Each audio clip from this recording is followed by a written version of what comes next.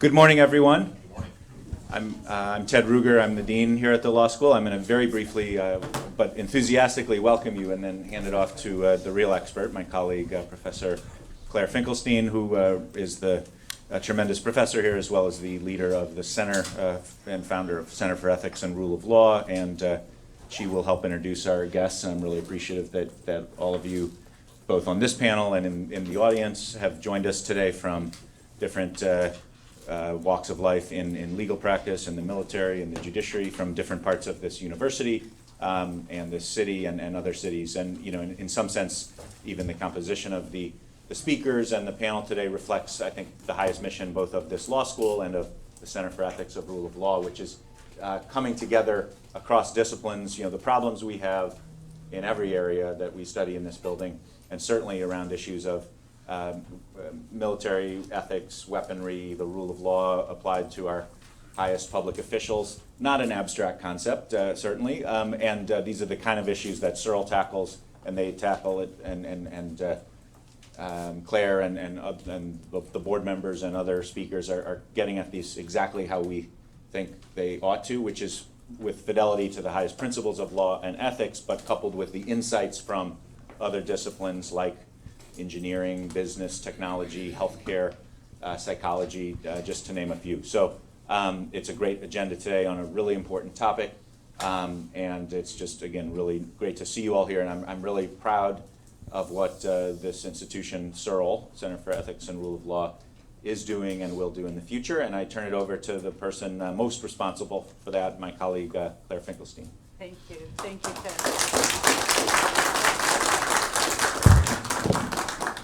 I'm so delighted to see everyone here today and to have our very, very distinguished guests.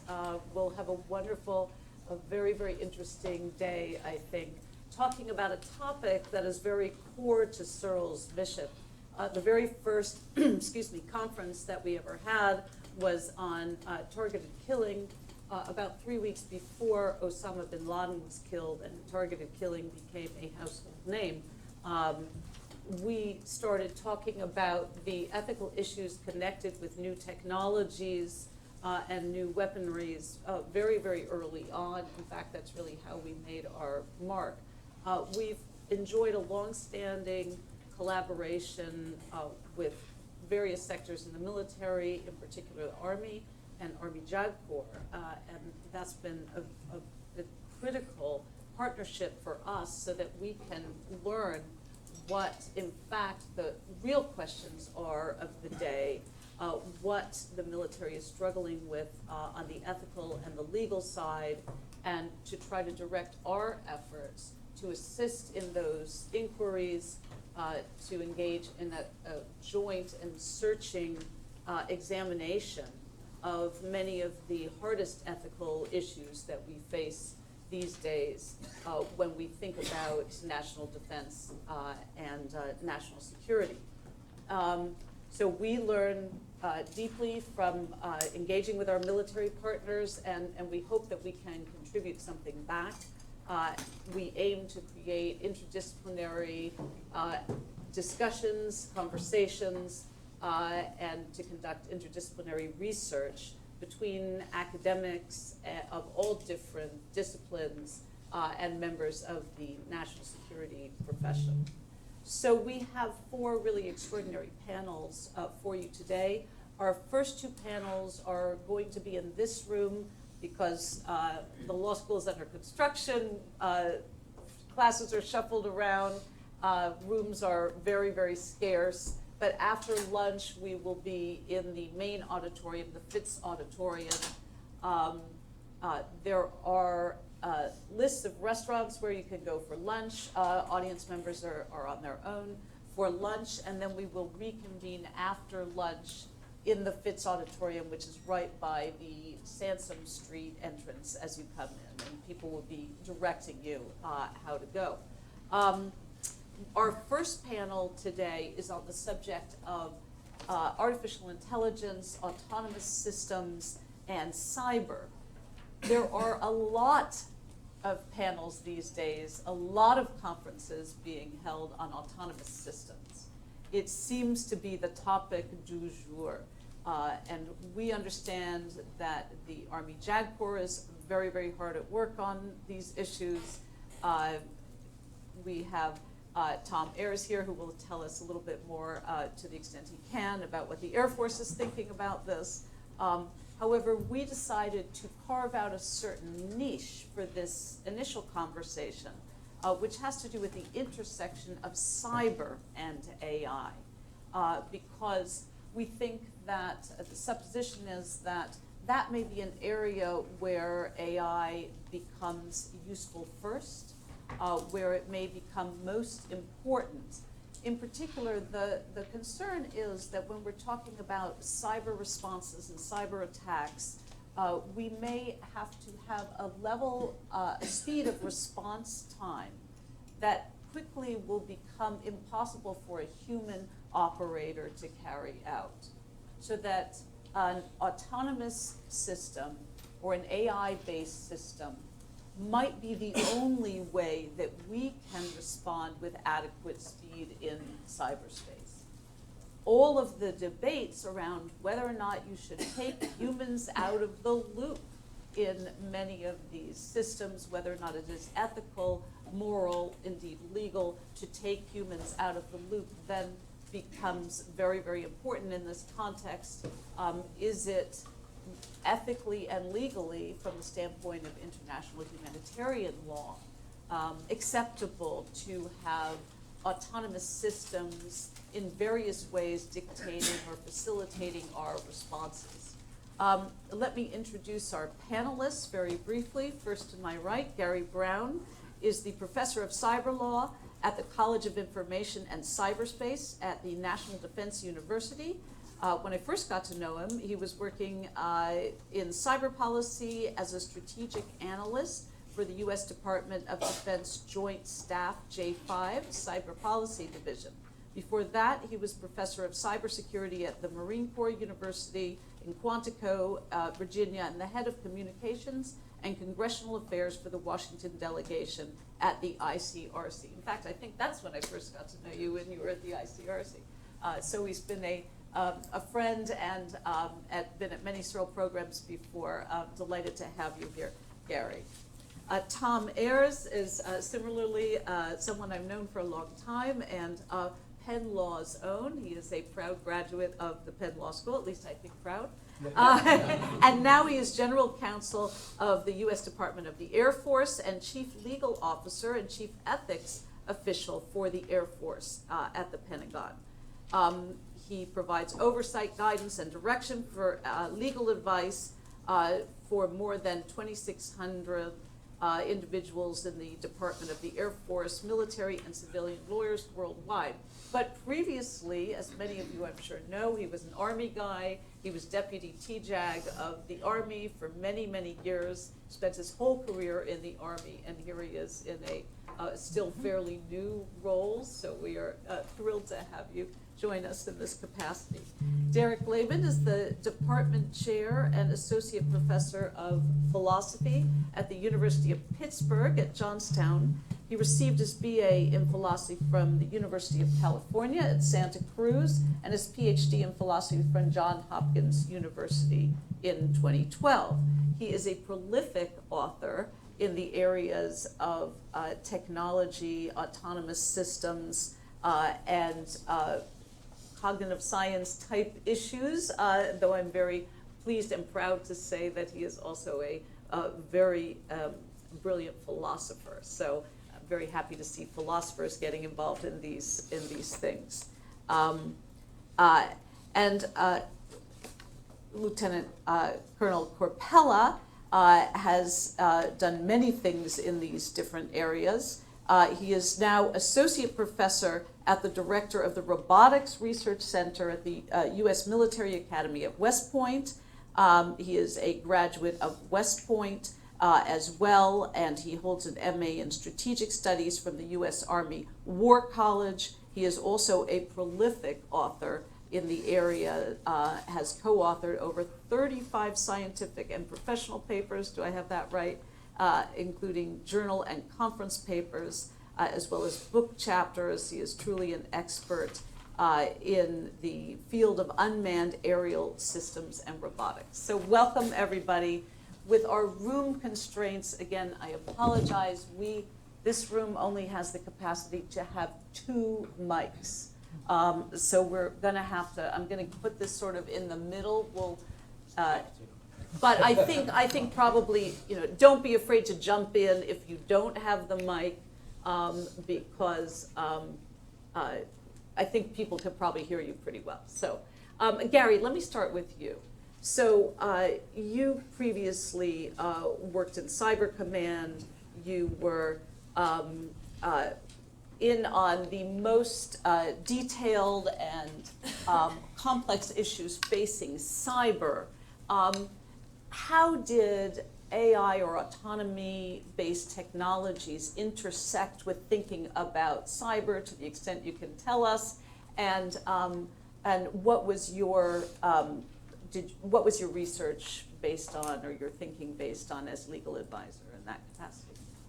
Thanks, Claire. Yeah, in some ways that's sort of a grand way to put it, because I was there at the very beginning of Cyber Command, so we were not only trying to sort out who sat at what desk, but also at the same time trying to figure out some basics of cyber strategy and rules of engagement for our forces as they operated in cyberspace. We certainly talked about AI from the very beginning, mostly in terms of defensive systems, because there's a concern, there has always been a concern that the speed at which things can happen in cyberspace mean that insisting on having a human in the decision loop really means that we're not able to respond as quickly as we might want to. In other words, what we'd like to do is spend the time up front programming the system to respond in an appropriate way, and then let it respond at speed when it needs to. So this is one of the ways we talked about it. But really, things were very nascent when I was there. I was there a year before Cybercom even was Cybercom, wow. And then there a couple of years after that. So we were really still at the very beginning, and as an operations lawyer, we were constantly trying, myself and my whole office were constantly trying to balance working on these longer term projects with also giving the real-time operations advice that we needed to give at the time. So you see the intersection of cyber and AI-based technologies as primarily defensive, I understand. I think it is right now. I mean, obviously you can use autonomous systems to execute plans once you've directed them on the offensive side, but on the defensive side, I think it's much more, it seems to me to be much more critical right now anyway, to have it on the defensive side. Mm-hmm. Okay, and let me go down the row, and then we'll mix it up a little bit more in terms of conversation. So, Tom, you spent your career in the Army. Right. Here you are, General Counsel of the Air Force, and you're dealing, I take it, with a whole new level of technology. Can you talk a little bit about that and Sure. in this area in particular? Yeah, absolutely. I spent a career in the Army, now in the Air Force for about 18 months as the General Counsel. I never dealt with acquisition or space before, and now it seems that's all I deal with, and cyber issues as well. I'm a little concerned because this appears to be a contracts room, and that I think is my contracts professor class summers back there in the painting, and it was not my best subject. So there won't be any I'm tests just a little nervous afterwards. about being in a contract room right now. No. So one thing I would say is, in relation to your last question too, Claire, is that I think it's very dangerous to think of cyber as separate from other military operations. And so, what we experience now is that everything is so linked. We've moved from the industrial age to the information age, and every military operation is going to have a component where you need to communicate, where data needs to pass through space, through cyber, to control. And so, I think that any operation, defensive or offensive in the future, that any near modern military is going to have a cyber component to it, to include a defensive and an offensive plan. Yeah. And so we have to be thinking about what, not only the legal and the ethical challenges with that. And in the Department of Defense, we're very insistent on letting people know that we see the cyber tool or a cyber weapon as very analogous in many ways to other weapons that through the development, there need to be legal reviews. Through the production, there need to be legal reviews. Through the use, there need to be legal reviews by judge advocates advising commanders. And we're going to be consistent with our obligations under international law and Geneva and Hague conventions, because certainly cyber weapons, there may be times when they won't have an effect similar to a kinetic effect, but certainly there is the possibility. And particularly when you're talking about an AI and if you're thinking about something that might learn and do things on its own. And so we're very hesitant in wanting to field something like that until we would know the full scope of it. We would know exactly what the parameters were, and that we'd do a very complete legal review. So I would say that that's one of the focuses we have as we're thinking about this at the department level. Can I just ask you to say something before we move on about sort of the difference between the Army and the Air Force on this, given your experience? I mean, you've had to really tech up, right, since you went to the Air Force side. Yeah, I have. But I would say the approaches are very similar. I mean, we approach the problems in the same way, but the Air Force is much more involved in, as Jules and I have talked, the nuclear deterrent and then the command and communication and control system for the nuclear deterrent. The Project Maven is an Air Force program. So I'd love to talk about that. We'd love to hear about it. Yeah, so, we're definitely, it is a very technologically heavy service. Right. Not that the Army isn't these days as well, though. Good, and we'll come back to. Our guest here, would say. Yep. Okay, Derek, give us a little bit of an overview of, first of all, how a philosopher got interested in this stuff. Of course, I'm a philosopher interested in this stuff, but how did we come to this point that in fact a lot of philosophers are interested in this, and what aspect of it have you focused on? Right, that's great, because you might think, well, what role does philosophy have to play in any of this? But it turns out that when you actually start designing these systems and the laws in place around them, that we have to make important normative judgments about trade-offs. So Gary was mentioning trade-offs in accuracy versus responsibility. So if you're developing a defense system that has to be very fast and humans can't be involved in the way you want them to be, that's a normative choice that we have to make. Namely, how much control do humans need to have about this system?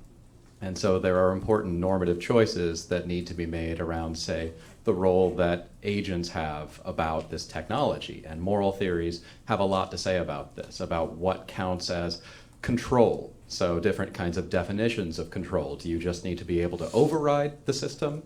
Or do you need to actually be able to play some role in deploying the system? Or do you need to actually be able to consult with other people when making a decision about a system? And so philosophers have a lot to say about things on the side of agency. Now, there's another side of these issues that has to do with the effects and dealing with trade-offs and the kinds of effects that we see. So either in kinetic or cyber warfare, there are all sorts of trade-offs that need to be made in terms of weighing civilian deaths and enemy deaths, in terms of thinking about the effects of cyber attacks versus kinetic attacks. So this year there was the first instance of perhaps a kinetic attack in response to a cyber attack.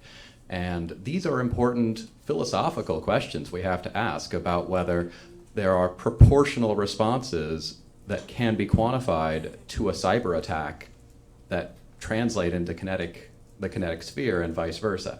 Well, why do us philosophers think we might have anything to contribute just because it's a normative question, right? Can't these guys sort out the normative questions without us? That's a great question. And in fact, what I've found in talking with computer scientists and engineers is that a lot of the time, the people who are working on designing the systems or on the other side of law and public policy, in terms of regulating systems, do come to these kinds of positions. But it turns out there's this long tradition, and philosophers have this experience where we think we have a new idea, but then it turns out 50 other people in history have had it, and it's been debated for centuries. And so there's a rich tradition of debating what we mean by responsibility and control for hundreds of years. And if we can actually access that instead of just reinventing the wheel, I think that would be extremely useful. Thank you. Chris, so when you came to West Point, were you already working on robotics, already an expert in this area, or did you sort of come to it more recently? And how has your work there evolved? Sure. No, thank you.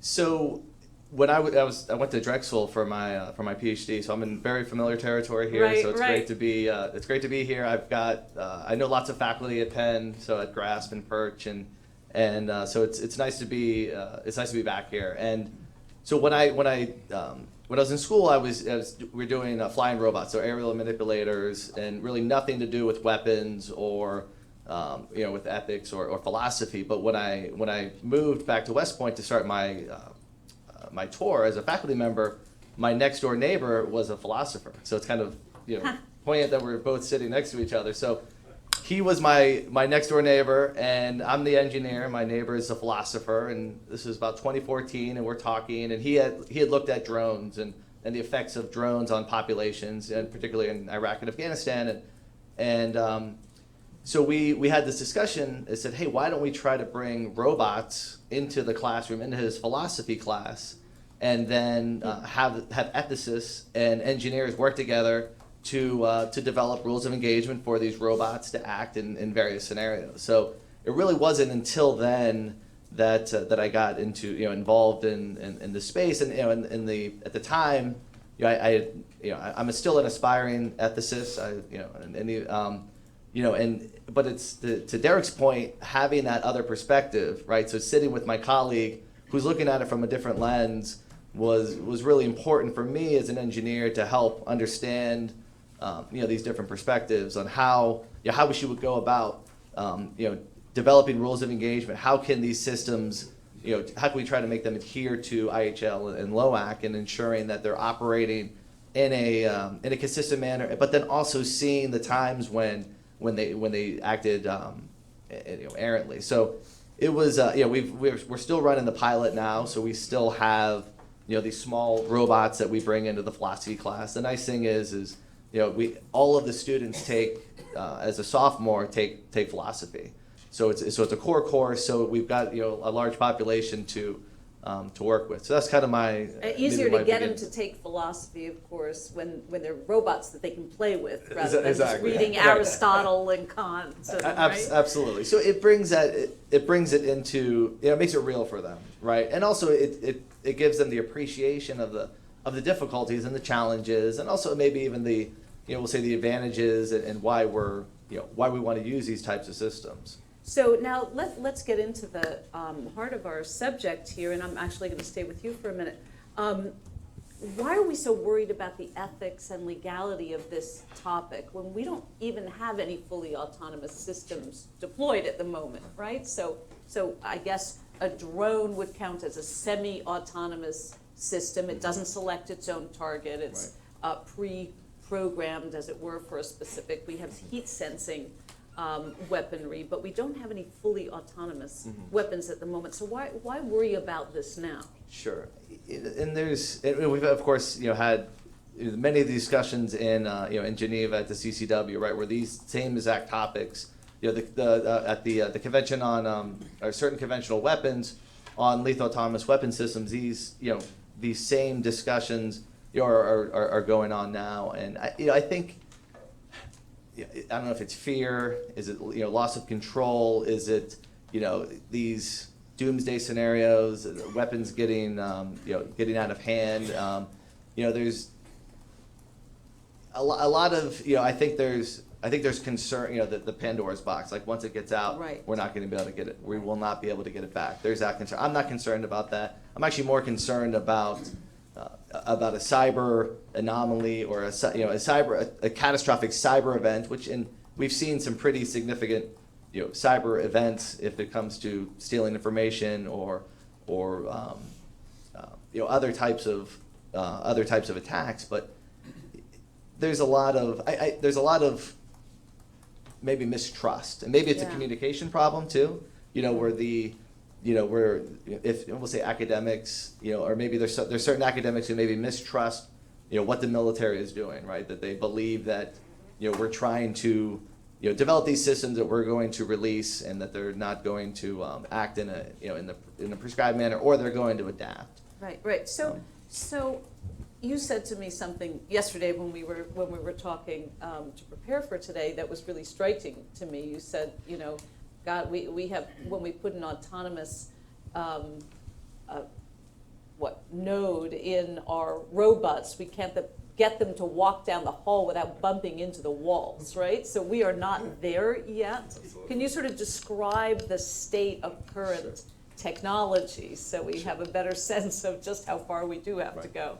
The example from yesterday. So I was in my office, and in our hallway, since we're the lab space we have is fairly confined. We actually do a lot of testing out in the halls, and one of my colleagues crashed his robot into the wall just outside of my office. So and I was commenting that how hard it is difficult, right? There's a lot of difficulties in trying to make these systems act on their own in a safe and reliable manner.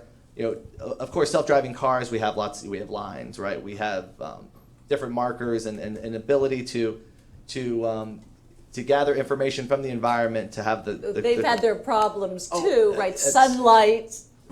We Uh, never thought of programming for sunlight, right? Absolutely, or horizons, or Yes. bridges. I mean, Right, there's all right. kinds of problems, and of course and we're still testing, right? There's lots of testing going on for these types of systems. Now we take that self-driving car and try to go off-road, right? Then it's even a more difficult environment, right? Trying So to navigate this is a total fantasy? This is the technology that's going to save us from a catastrophic cyber attack? Right. Is this a fantasy? Right. I mean, there has been significant progress, but we're nowhere near where we see in the in the media and in the films. It's Okay, Yeah, so Tom, tell us about Project Maven, because I think this is a good moment. Well, I would just comment on that.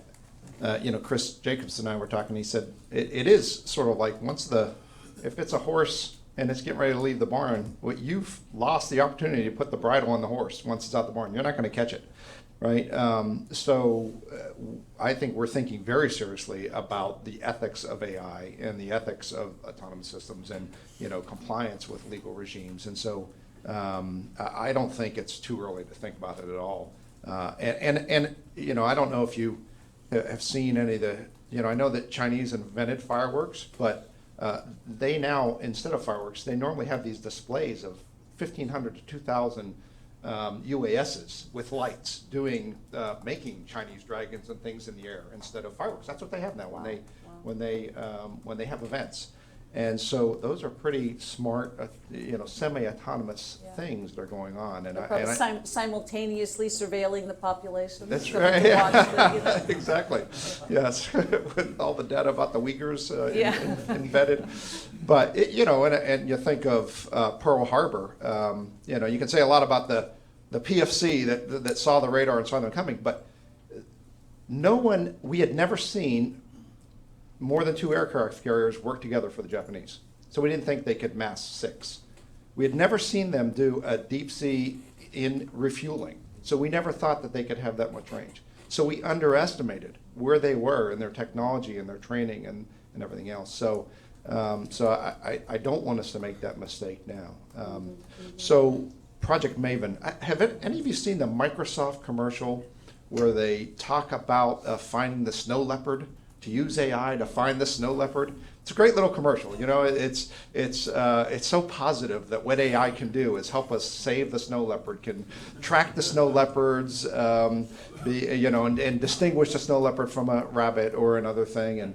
And so much of what you think of Project Maven, and before, can I step back one step as well? So most of the AI projects we work on have nothing to do with intelligence or weapon systems. Most of the AI systems we're working on, predictive maintenance, right? Pilot training, autonomous, kind of combat search and rescue, or explosive ordnance device, vehicles, things that go out and defuse things. Uh-huh. So all of those things, we are looking at things that have, and predictive maintenance is really probably, if you looked at the amount of money we're spending on AI systems and where the weight of effort would be, it would be in predictive maintenance. And trying to do some of the same things that Delta and American Airlines are doing with their airplanes, of how you figure out what's going to go wrong on a plane before it goes wrong. So that's where the greater weight of our effort is on AI, and much of what civilian society is doing as well. Again, back to Project Maven, it's very similar to what Microsoft is touting what they would do for Snow Leopard. It is, how do you take a lot of data and say there's a van that has a certain heat signature, rather than a room this size with this many people searching lots of different video and spending hours and hours and hours, if not days, trying to figure out where that van is and where it goes and what its pattern is, that use a machine to figure out how you identify that van in different circumstances and things, and then bring that to somebody who could, then you've saved your effort and you've saved your brain power for really the moral judgments and for the sophisticated thinking that you need. And the unsophisticated thinking, you're letting a machine figure out. So that's- autonomy in that case is supplying information. Yes. And humans are still making the judgments, Absolutely. right? Yeah. So we're talking, if we talk about using autonomous systems to respond to a cyber attack, it would be very different, I take it. Yes, well, I don't know, very different. I mean, I think you could use this, you can imagine an AI system that would also identify cyber threats, and then someone would still So have. it might be, it could be just an information-based system. Gary, Right. tell us about that. And first of all, can you describe for us the kind of catastrophic cyber event that we might be worried about, where we might hope that eventually AI or an autonomous-based system could assist us in responding? Yeah.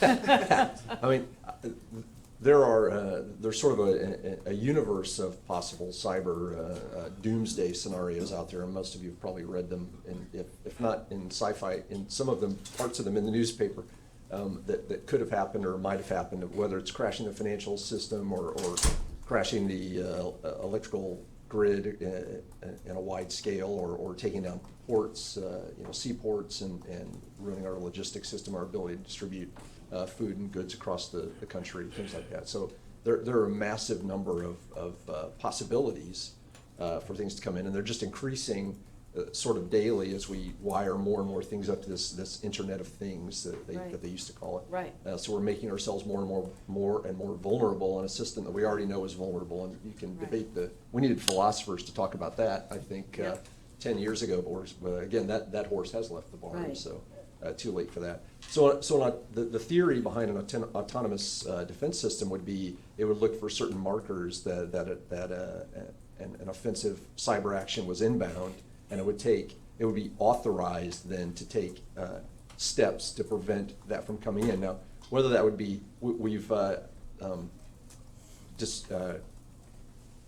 there is no longer the notion of an internet kill switch in the United States, although I think there might be in other countries. But the theory would be that we could turn off systems' ability or screen incoming packets of information based on certain signatures, so that we could stop an inbound offensive attack, or maybe we would just respond, with a counter instead. But this is a little bit farther down the road. But one of the things I think we need to remember is a lot of these things seem like science fiction just 3 decades ago. Yeah. And now, no matter how, I think there's little doubt that we'll eventually get to autonomous vehicles that are able to drive. So can you better paint than- a little bit more of a graphic picture for us if we think about what kind of attack that might be? So let's say the North Koreans are engaging in a cyber attack of our energy grid, and sort of threatening to take us off the grid entirely. Do we imagine that if the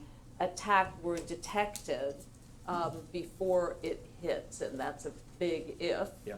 right, that an autonomous system could actually be developed that would both detect it and then deploy an appropriate response? Or do we imagine that there would be a human in the loop Well, triggering the response upon detection? no, that's a fair question. I think right now our thinking hasn't gone beyond the human in the loop, and DoD certainly emphasizes this every time they talk about autonomous systems.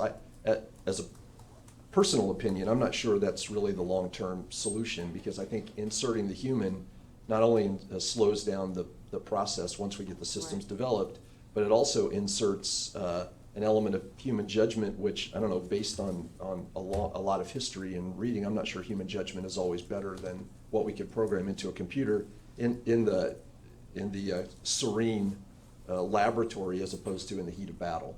And I just think humans make a lot of errors, and they're not always on the side of mercy, as I think some humanitarian organizations would like us to think. I think, they think that a human will refrain from pulling the trigger given a chance, but I think we can program computers and machines to do that. We can't necessarily program or Program train human beings humans to do to- that. Did you want Can I just comment Yeah, real please. quickly on that?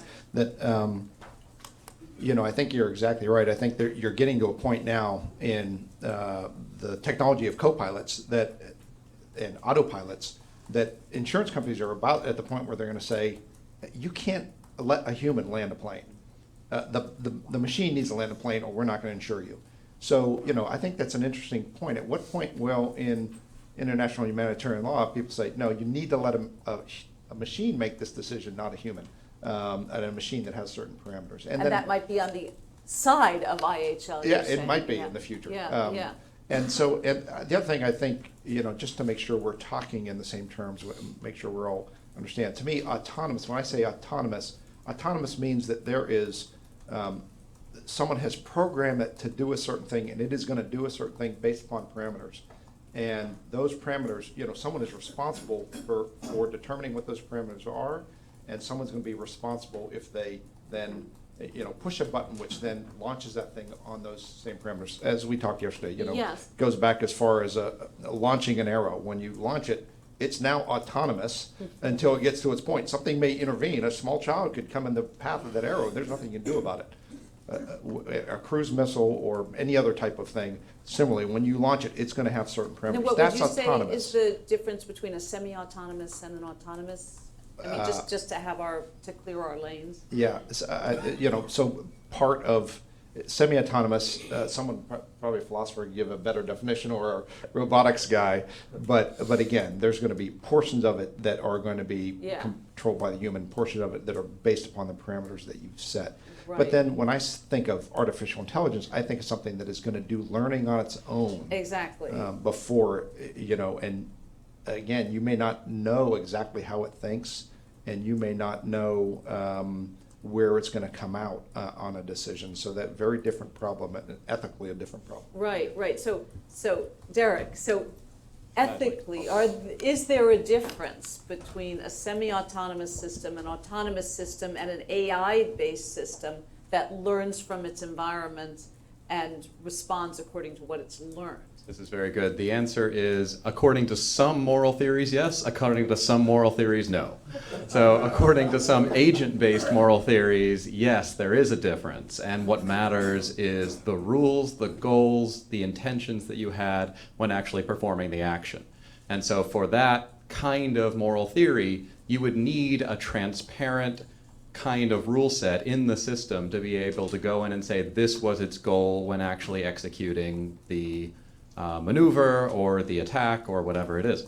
However, on other kinds of moral theories, consequentialism, namely, all that matters are the effects. And so it doesn't matter if the system is autonomous or semi-autonomous or automatic.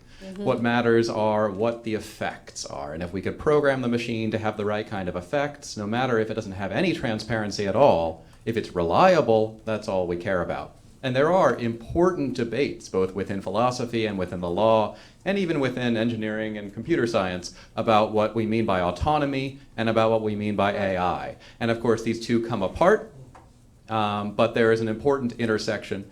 And so usually when people talk about AI now in the last 5 years, what they mean is something that is using a machine learning algorithm, right? So That learns from its environment. Well, right. So that is trained on a set of previous data and responses to fit a kind of rule on that past information and then produce new responses. Now, of course, the way that machine learning algorithms work is that very often the actual pattern that they use to produce new responses is opaque. We don't have access to what that is. And in very sophisticated systems with many layers in, say, a neural net, it's almost impossible to go in and say, this is why the machine did that. Instead, we could just say, here are what the effects typically are. And so on those first kind of moral theories, the agent-based moral theories, that's unacceptable. On other kinds of consequentialist theories, yes, this is acceptable if it produces reliable effects over time, even if every now and then it launches a random cyber attack on a friendly country's financial system. Right, so if you think about examples drawn from general AI outside the context of weapon systems, of self-learning systems, I like to give the example of Microsoft's chatterbot Tay, which had to be taken down 16 hours after it was launched because it was intended to interact with users in its environment, to learn from its environment, and almost immediately it started spouting racist remarks and offensive comments because it was learning from its environment. Now, Microsoft maintains that it was spoofed, that as people started teaching it deliberately offensive language to... Who could have predicted that? Who could have predicted that, right? But I mean, you know, anyone who has a middle schooler will identify with this. When your kid comes home spouting offensive language and you want to find out where they learned it, you know, it was from the kid in class. So do we want autonomous systems to learn from their environment? What if they learn the wrong things? Exactly. So in this case, when you talk about machine learning, there's different kinds of machine learning. There's supervised and unsupervised. There's reinforcement learning. In this case, what we had is a training set that included responses from people on social media, and spoofers could go in and actually just insert new data into the training data and redirect its behavior as a result of that. However, if you have good engineers and computer scientists, they have control over the training data. They could say, here's what we're going to train it on, and we're going to test out its behaviors, and then before we deploy it in the real world. So it's not exactly correct to say that the machine is going out and learning from the environment. Instead, the machine is fed a very specific and labeled set of input data, training data, and then produces a very set of specific kinds of responses. But you're correct that that we don't have control when the data set is large enough. Say it's just YouTube clips of, oh, I don't know, helicopters, and you're trying to train the system to recognize enemy helicopters from friendly helicopters. If the data set is so big, we don't have control over what kinds of data goes in, and it's very difficult to test out what kinds of false positives it might produce as a result of that. So let's look at the risk here. If you have a system that learns from its environment in war, right, and if we think that, you know, programming an autonomous vehicle, and oops, we forgot about sunlight and the vehicle crashes, and all right, now we got the sunlight down, but we got to do off-road, or we've got to do, you know, construction zone. Put that into the context of war, where the environment is so much more unpredictable, and where we know that somebody somewhere is not going to be following the rules of IHL, right? Do we really think, is this really going to be technology on the side of humanitarian impulses and Can I just say one laws? real quick Yeah. thing to that? No, Yeah. pass it. That, you know, as we think about this, one of the things we know is that part of every military operation and strategy is a deception plan, right? And so Right. the not only jamming of systems, but the spoofing of systems, deception of systems, we can certainly expect. And then the other thing we worry about is kind of also the over-reliance. What does it do to that human on the loop, in the loop? Do they become like NFL refs, where it's like, I'm not really going to make a call, I'm going to wait for the video to Yes, get out. right, So, right. Now, if you told me the next time you fly on a plane, there's an autonomous system that's going to land it, and guess what? There are a lot of people who are going to be trying to spoof it while it's landing. I would say, I think I'll take the train. So, what do you say to that? Well, I think the technology is very much still being developed, but in many ways in armed conflict, it's an easier situation than it is outside armed conflict, because we have the ability to shape the environment when we're in armed conflict. In other words, an autonomous defensive system could make announcements. If you approach within 100 meters, you'll be shot. We can't really do that with an autonomous vehicle. Like, if you step in front of me, I will run you over. That's not really in the options. But so I think we can shape it that way. And also, secondly, one of the advantages people tout of autonomous systems in combat is that they're able and willing to accept much more risk than human beings are. So if I say stay away 100 meters and you actually come closer, I'm not as likely, perhaps, if it's programmed correctly, to engage a target that might just be a civilian who's disregarding, for whatever reason, the pronouncement. Because if it's within a certain distance, we think if there's an explosive on board, it's going to kill my guards who want to engage. Isn't that another potential problem, though? Because don't we see warfare potentially ratcheting up if systems are able to engage in higher and higher levels? Well, the way I'm talking about is already in the context of armed conflict, so it wouldn't be Yes. starting. So, but Yes. there could be potential there, I guess. I'll say one more thing too. I think that autonomous systems can be, and especially neural nets and all, can be very difficult and not very transparent. Neither are humans. And Yes. And so when we inquire with humans, is when they commit a war crime or whatever, we get what we get, and they had maybe 18 years or 25 years of learning that we did. So we can't always inquire into all that either. So maybe we just need to find a way to have the autonomous systems tell us how they got from A to B. And I think we could program them theoretically to at least be truthful about that, which we can't do with humans. And so it's potentially another advantage. Program them to be truthful. So, Chris, tell us, can we do that with autonomous systems? Can they give reasons? Is it actually attainable? So I wanted to comment on the discussion real quickly on testing, right? So we have these discussions all the time. So of course, most are familiar with DoD Directive 3000.09, which discusses tested evaluation and verification and validation. So of course, any weapon system, and if it's an autonomous system or a traditional weapon system as we know now, has to go through a weapons review and a very extensive test and validation process. So one of the discussions, of course, that we're having now is, okay, so if a system is learning and adaptive, or the enemy adapts, right? So now that threat vehicle has a different signature, maybe that one's been trained on, and now it has, we've got a week's worth of new data. Should we be able to incorporate that new data into the system and to allow it to engage that new threat? So these are the exact questions and concerns that we're trying to get out now. So then, if say 5-10 years from now, when these situations present themselves, can we redeploy a system that is verified, and that we can trust and ensure that it's going to act in the way that we want it to. So what's the answer? So the answer is we're not there yet. Obviously, we're going through the process, but we're going to that when that system is verified, and then that commander understands the we call it tactics, techniques, and procedures, right? How that system should be deployed.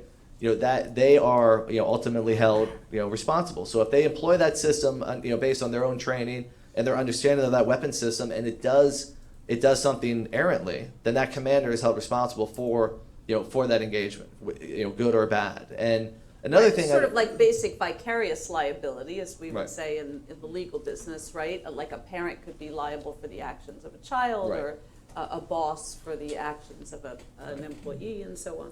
So we foresee we foresee obviously adversaries adapting as they do now, and they will continue to adapt in the future. I also wanted to comment on the idea of control. So we have debates on control, judgment, intent, and most of the discussion is based on should the person hit press the button, right? So if it's a cyber attack and I'm asleep at the switch, so should the response be able to be authorized without that human Right.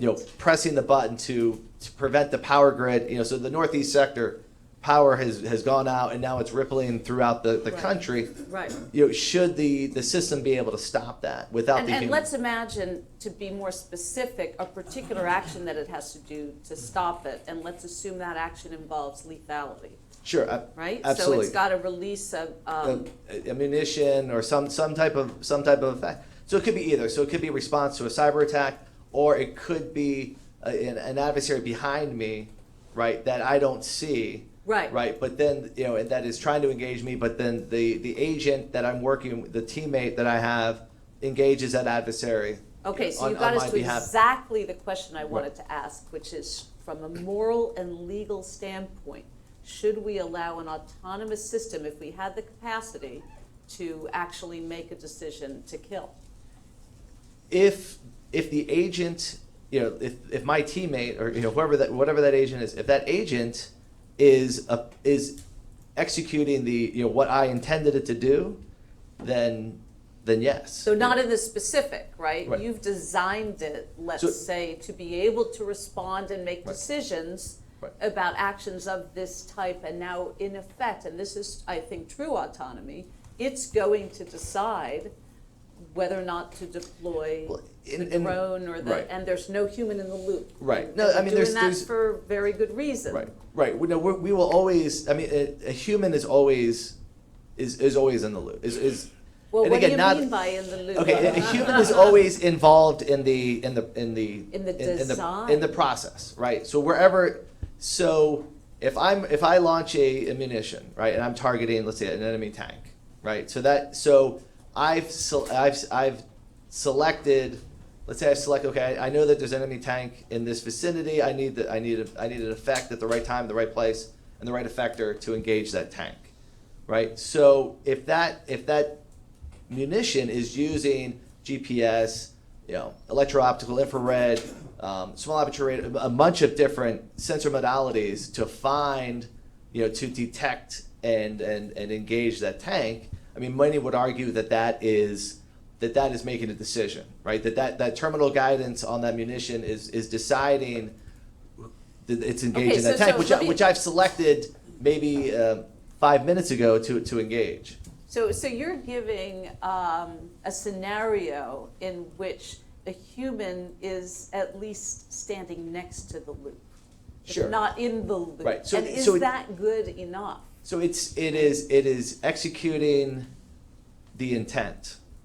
So I'm not directing that terminal guidance into that final engagement for that system, but I selected that target. However, the system is collecting its own information, in effect, and relying on that information that a human being presumably absolutely. has not had And- time to verify, Right.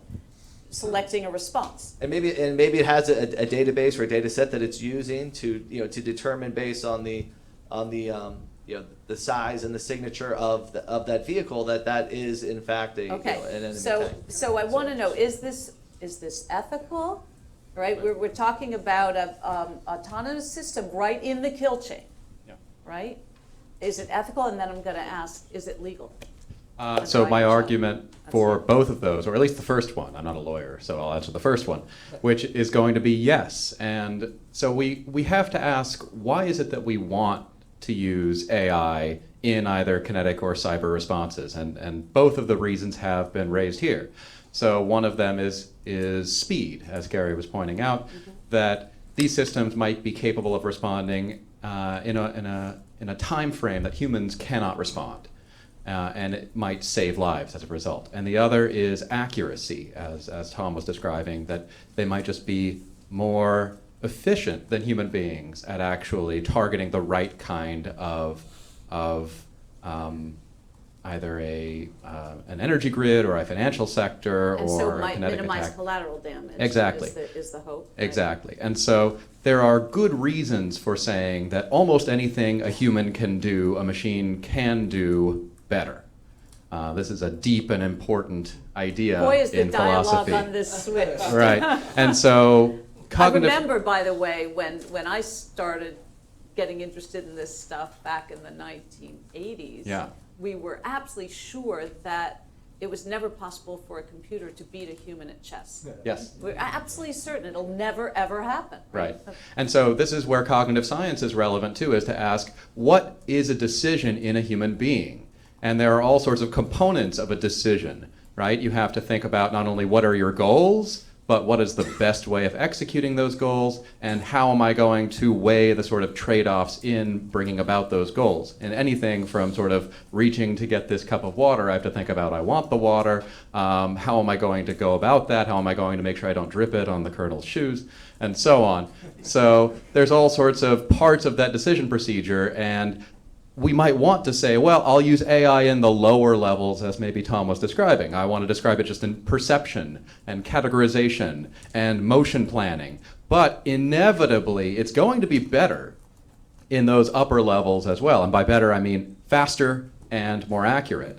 And is that an answer to the moral question? Well, yes, because there's a moral argument that we have a responsibility to actually place AI in charge of those decision-making components if we can. That it's better at. Yeah, so there's an argument by the philosopher Rob Sparrow about autonomous vehicles, and this is something that Tom mentioned too. So we think that it's morally wrong to allow someone to drink and drive.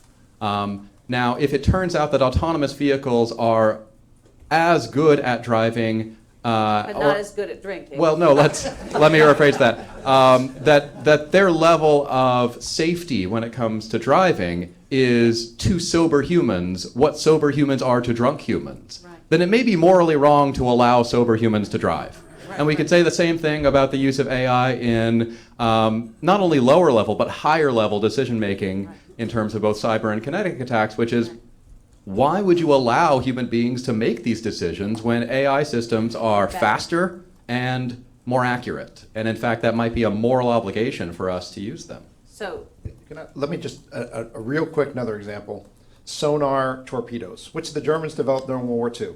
And so they would, rather than a torpedo just go in a straight line, it would sense a ship and then it would find it on its own. But someone pushed a button, a moral actor pushed a button. Now, for the Germans, the first few times it didn't work out so well. The sonar turned around and in 2 instances killed its own submarine, right? And so that was a moral sonar. Yeah, it was a very moral sonar, ethically proper. But so, whenever we think about these systems and the moral judgment, it's not only are we going to harm one of our own, but then the bigger picture there, as we do the legal analysis and the ethical analysis, what does it do to our legitimacy? Because that is another principal doctrine Right. of any military operation, that we need to be seen as a legitimate moral actor, and we need to be the legitimate moral actor. So it's not just when the human actor making a moral judgment to push that button that is going to launch this system, will I hurt somebody on my own side? Will I hurt our overall cause? And I think we think about those things as we think about our systems as And well. do you worry about causing diffusion in our concepts of responsibility? So we've talked about this a little bit. Yeah, we have.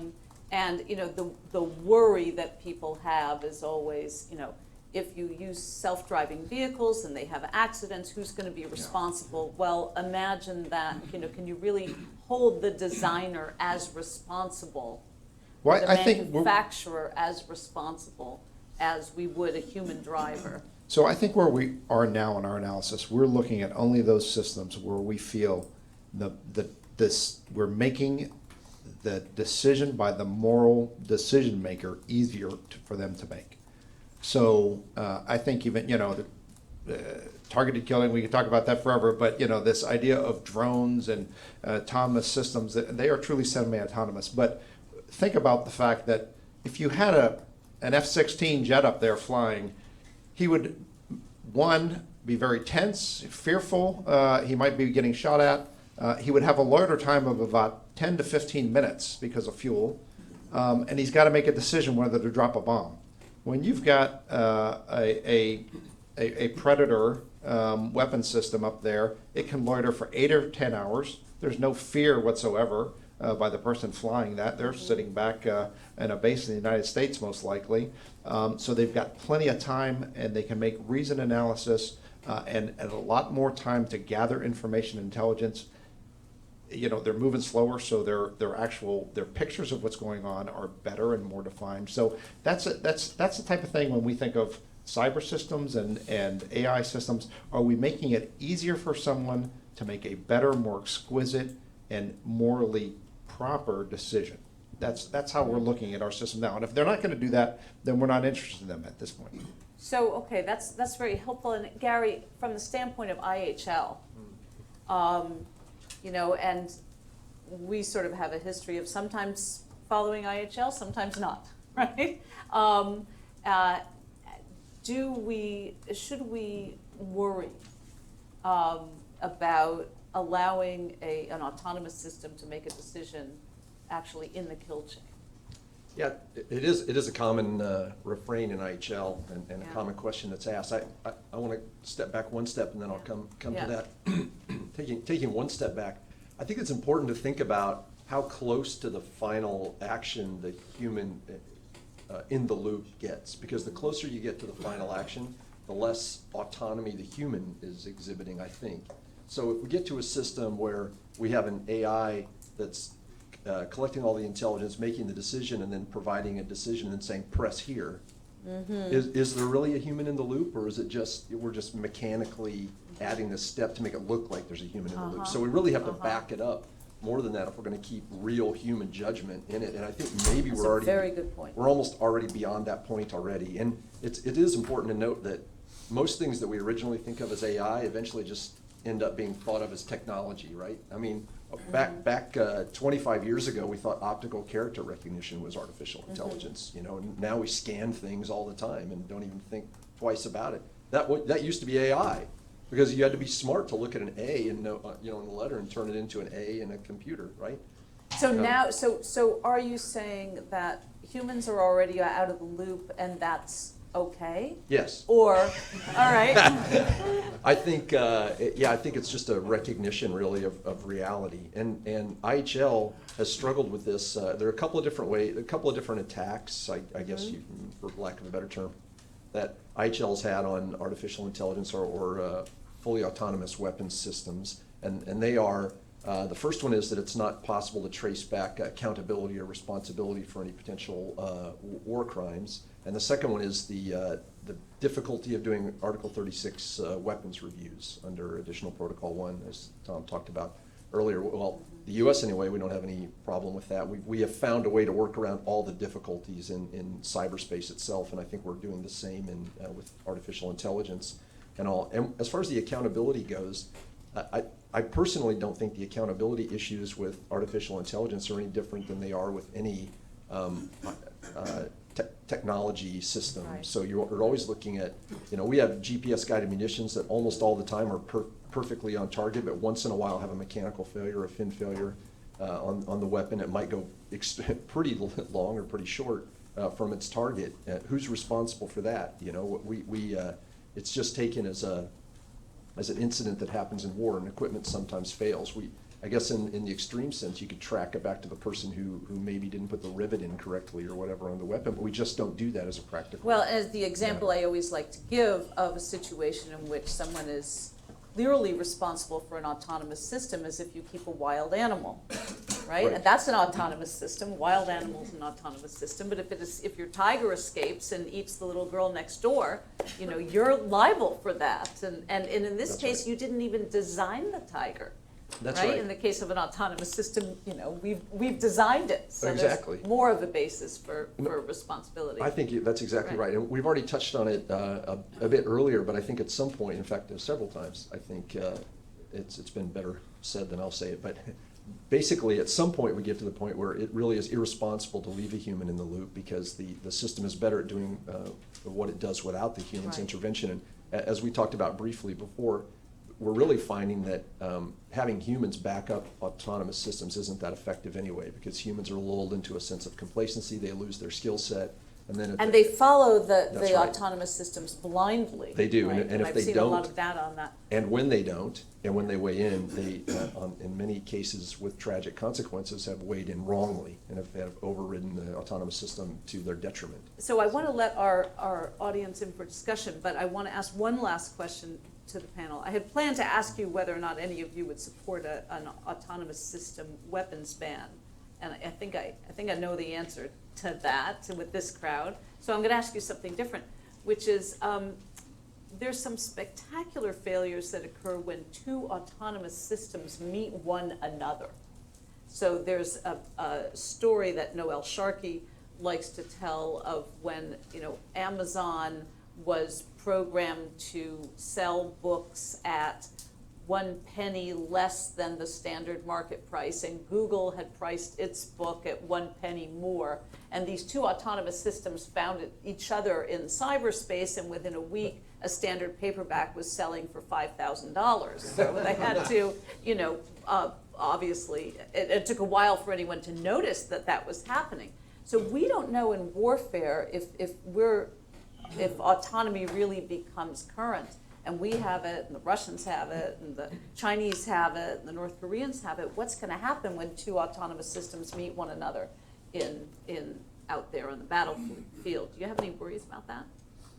I guess I've been thinking in terms, maybe it's bad on me, but I've been thinking of autonomous weapon systems in terms of more tactical systems as opposed to strategic systems. And I think in a tactical setting, that's less of a concern. But in a strategic setting where where you had the overlord artificial intelligence that ran your entire nuclear arsenal and all your national defenses, I think that would potentially be a concern, that it would ratchet up. But we're just looking at single engagements. I think it's less a concern. You have any thoughts about that, Tom? No,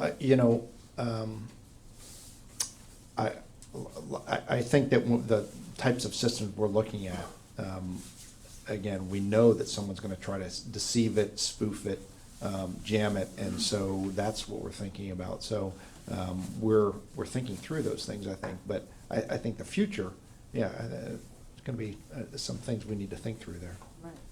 I mean, this is a historical argument for general artificial intelligence as opposed to narrow artificial intelligence, is that you have a system trained on a very specific type of data, and then something comes in that doesn't fit that data, and it doesn't realize there's a global maxima. It gets locked into this local maxima, and then you have these disastrous results.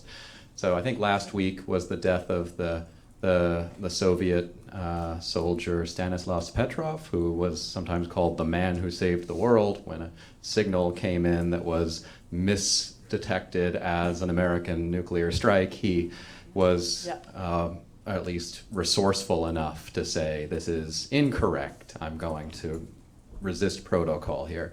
Now, the benefit of narrow AI is that it's going to always do what it's supposed to do, but that might also be a problem with it as well. And so we want it to have these narrow capacities, but also a sort of general capacity as well.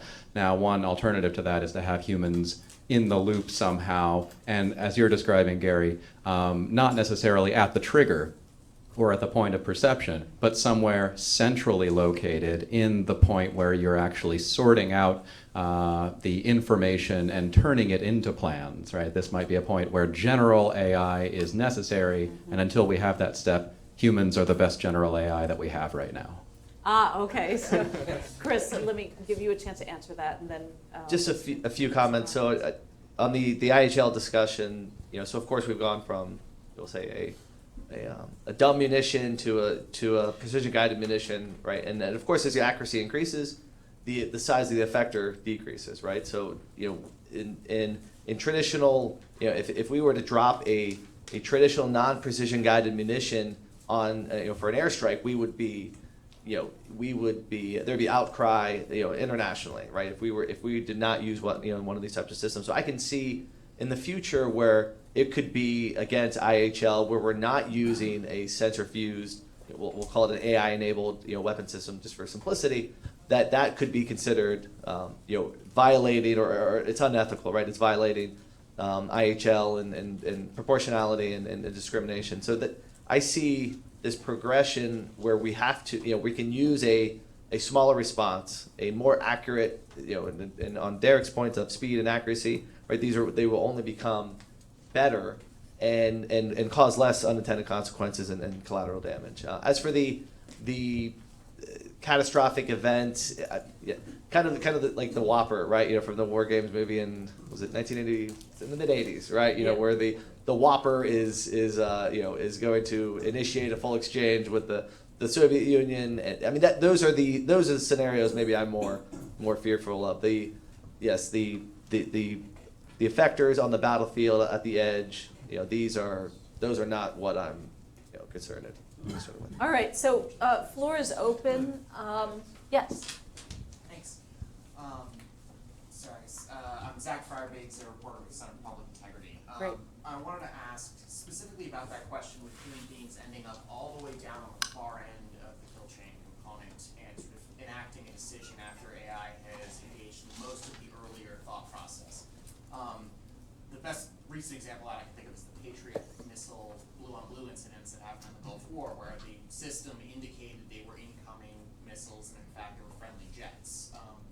So my question is, what does it look like to ensure that the human operator has enough visibility throughout that process to make sure that the human isn't simply pulling a lever unwittingly, regardless of the AI's or whatever the autonomous systems capabilities are? What does it actually look like for meaningful, to use a term that's now being tossed around, control of a system that is engaging in the use of AI?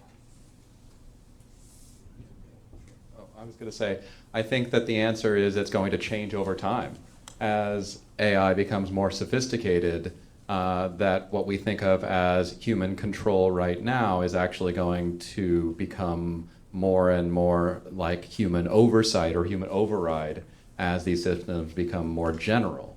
Now, one question is, under what kind of problems would we expect human beings to have control over these systems? So Claire mentioned that AI is now sophisticated enough to defeat humans in chess and Go. But the algorithm for Go was this deep neural network that made this insane move with its game with Lee Sedol in Game 7. It was called Move 37.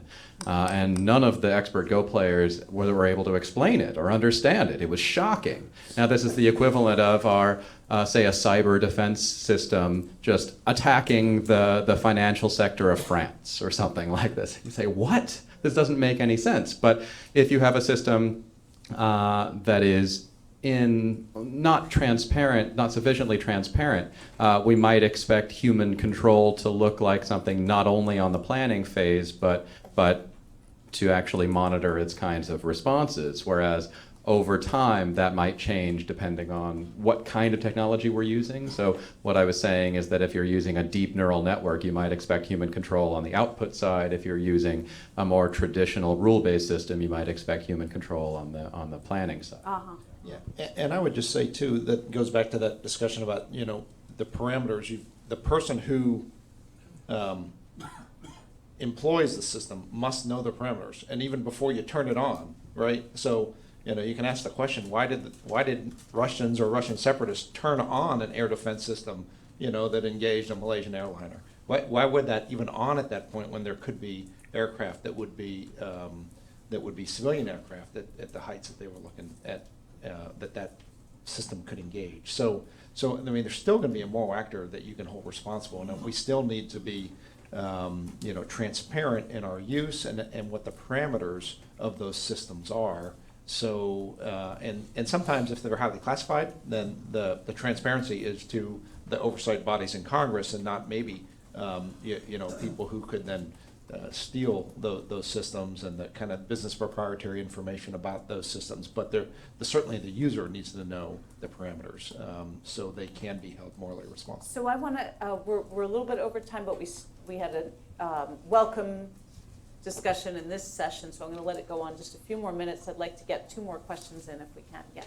Hi, thank you so much for a wonderful panel. Thank you. I'm a graduate student here at Penn. I'm studying behavior science and public policy, and I'm really interested in the security of the energy grid. You did talk about it briefly, but I understand that it's becoming even more and more dependent on electricity and internet, and that it's becoming much more vulnerable to cyber attacks. And so I wanted to know sort of what it is the AI development looking like to fight these cyber attacks, and what is the plausibility of a actor who wants to shut down our electric grid being able to do so? Well, the man with the mic is the person to answer this. Yeah, I can give it a shot. We certainly are, as we've made introduced the smart grid technology into, for all good reasons, maintenance, efficiency, and energy efficiency as well. We've also introduced this vulnerability into the system, so that does become a problem. And everybody's probably read, everybody in here that's interested in the area has probably read in the paper that the U.S. has talked about implants in our system, and even talked about implanting in other people's electrical power grids. Some people have talked about this. One thing before I get to that.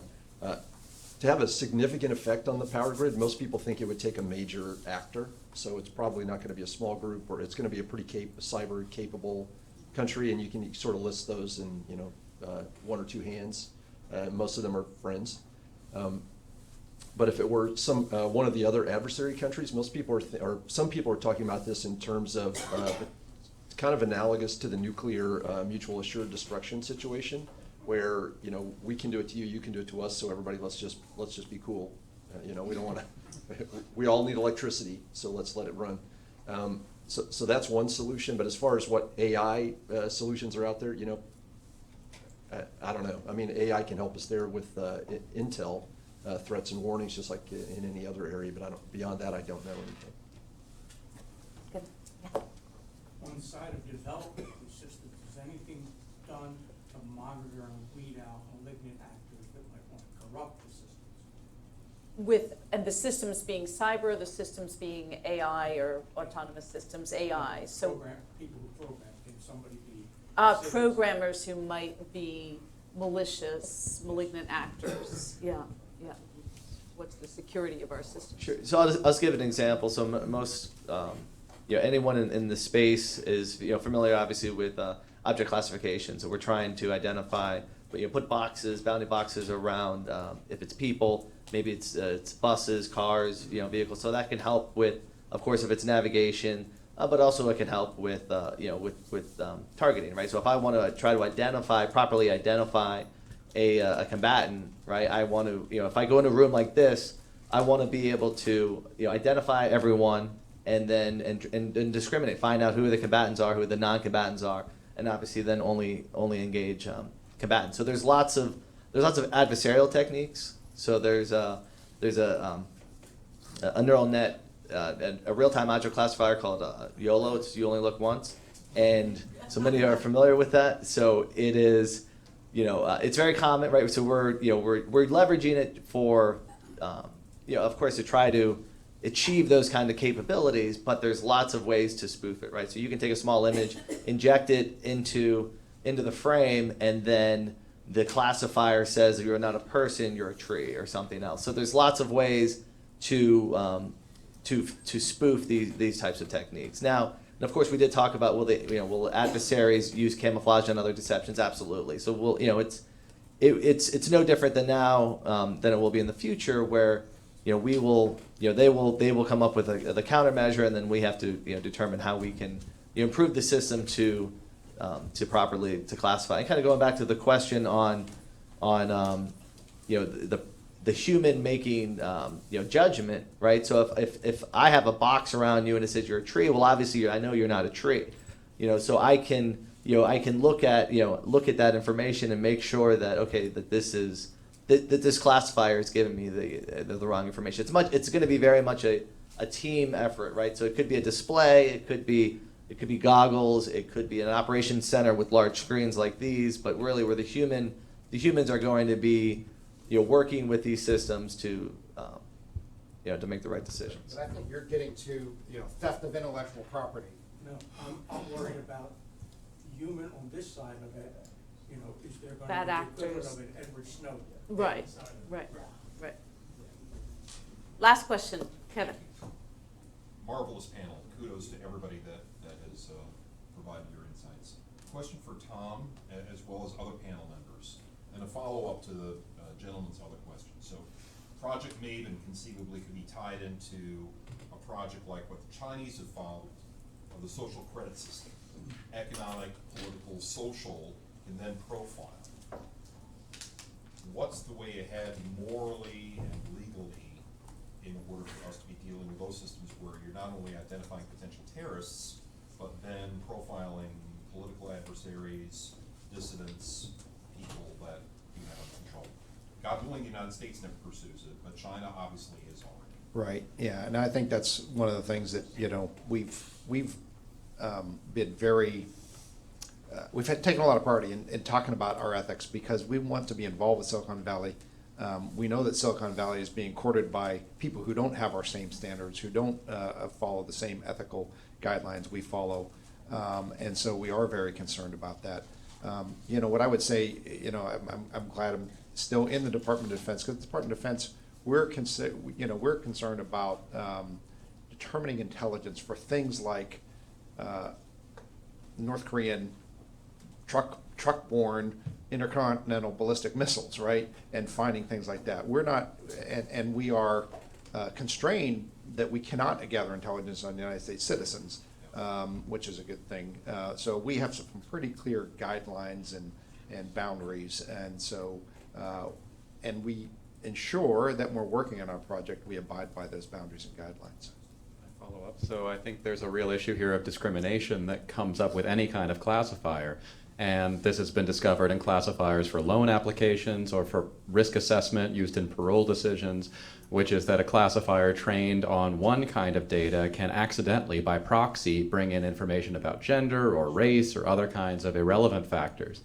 And this is a real concern as well that might be a part of your question, which is how do we ensure that when we're making a classifier for, as Chris was describing, civilian versus enemy combatant, that we aren't accidentally bringing in irrelevant information. And of course, we want to avoid discrimination here. If we're training it on a training data set that's in the Middle East, and this is accidentally picking out for Middle Eastern features when classifying for enemy combatants, this is something we don't want in our classifier, obviously. Now, there are efforts underway by engineers and computer scientists and even philosophers to try to figure out how to identify when this kind of bias exists and mitigate against it, right? So I'm actually optimistic that when we have classifiers like this, it is possible, if we think about what features are irrelevant and count as discrimination and what measurements count as unfair, to actually identify and try to adjust for that. So one principle of distinction is civilian-run events run late. We are, here we are running overtime already. Let's take a 5-minute break and we'll convene with the next panel. And please join me in thanking our excellent panel.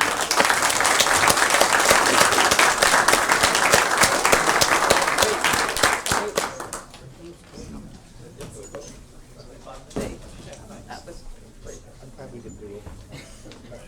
Oh, much better. Really good. Robust discussion. Excellent.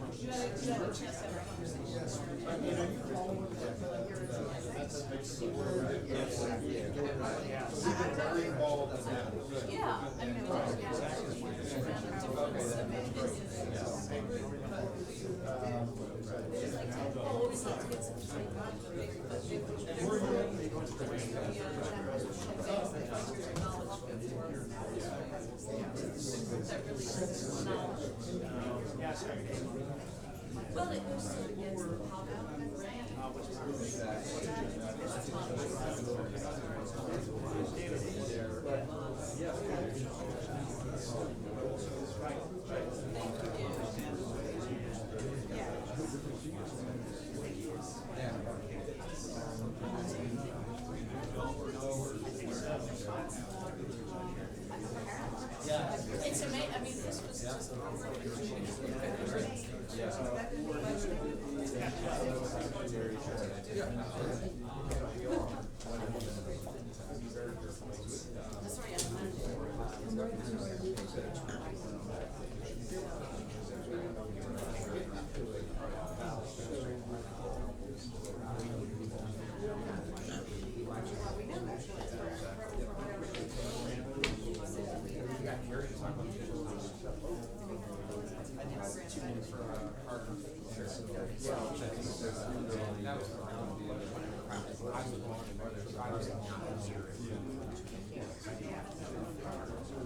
Yeah, well, that's what I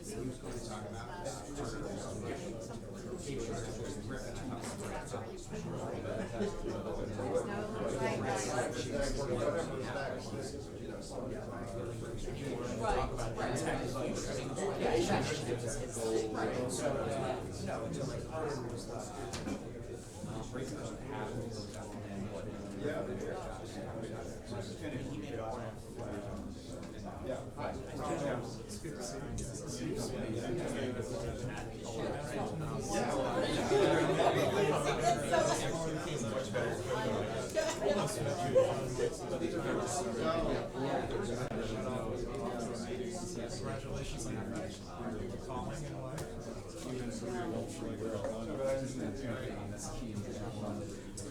And you're right. Yeah.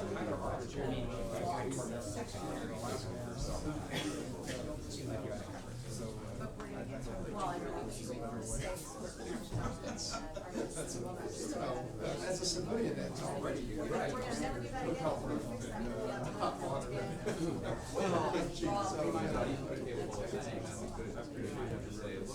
But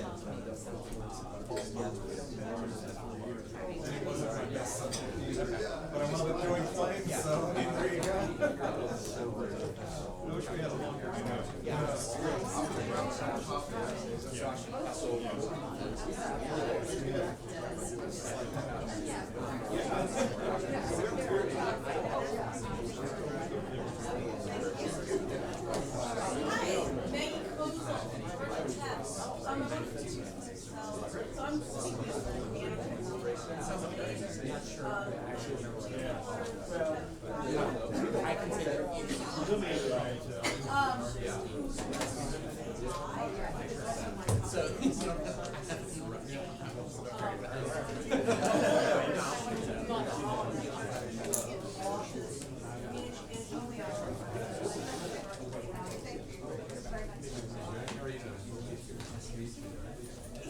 Hi, so yeah, so good to see you. I'm so glad you could be here.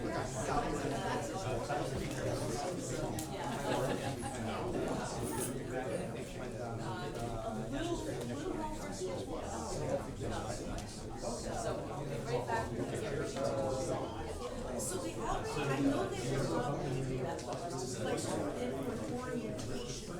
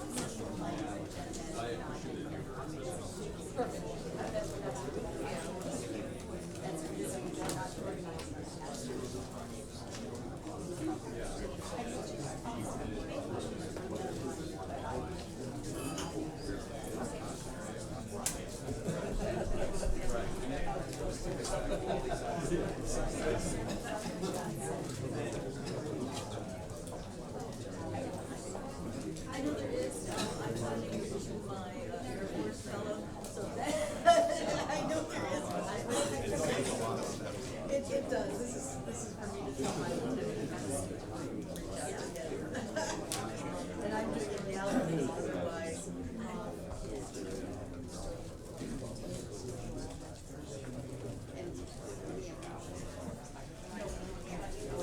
have the app, and I can, what is it?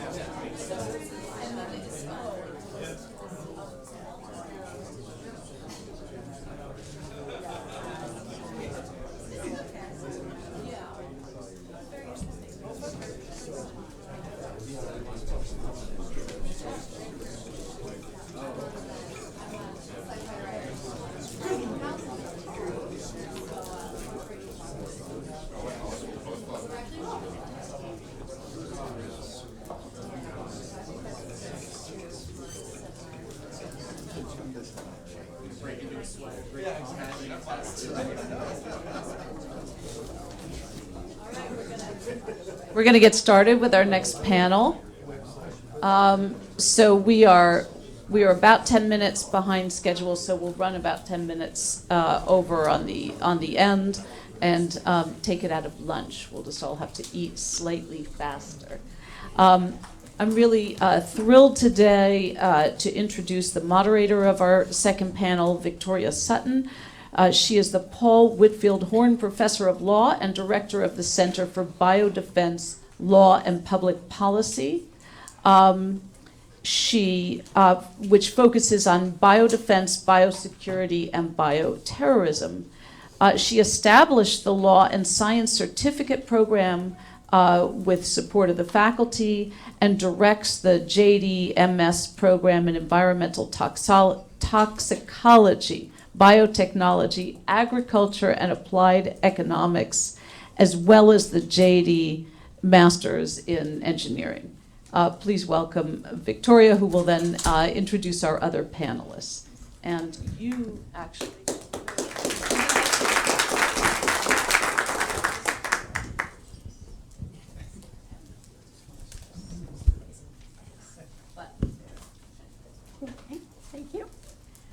Thank you very much for that kind introduction. I am so excited to be on this panel and serving as moderator with this distinguished group.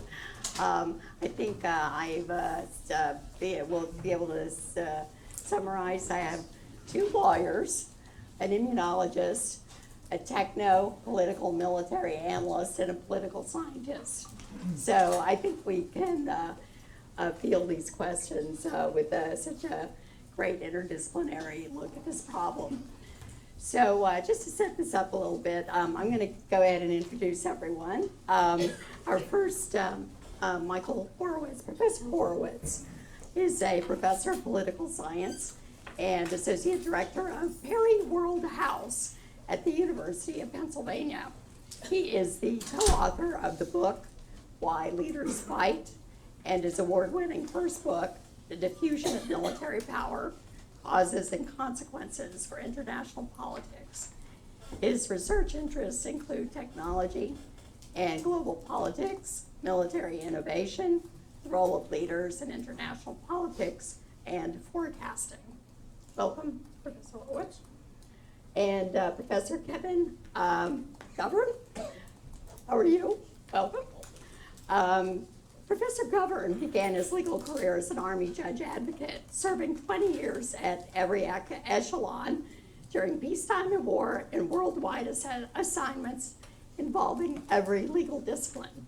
He is a professor of law at Ave Maria School of Law and has also served as an assistant professor of law at the United States Military Academy and has taught at California University of Pennsylvania and John Jay College, and is one of CERL's founding board members. And Professor Jesse Kirkpatrick. Dr. Kirkpatrick is a research assistant professor, the assistant director of the Institute for Philosophy and Public Policy at George Mason University, an international security fellow at New America, and a senior associate at Principia Advisory. Jesse is an expert on the ethics of peace and security, the study of emerging military technologies, and biosecurity. His current book, Drones, Robots, and Super Soldiers, Emerging Technologies and Military Virtue, is under contract by Harvard University Press. Welcome, Dr. Patrick. And Dr. Gigi Gronville. Dr. Gronville is a senior scholar at the Johns Hopkins Center for Health Security and an associate professor in the Department of Environmental Health and Engineering at the Johns Hopkins Bloomberg School of Public Health. She is an immunologist by training, and she served and worked at USAMRIID, the U.S. Army Research Laboratory for Biodefense. She is the author of the book, Synthetic Biology, Safety, Security, and Promise, published in fall 2016 by Health Security Press. So welcome. So our description of our panel is broken down basically into 4 areas. So we're going to try to cover those 4 areas with a couple of questions in each one of them. Keep it fairly structured, but we'll just go where it takes us. The first topic is about what are the new bioweapons and the convergence between bioweapons and chemical weapons. The second question is about efficacy.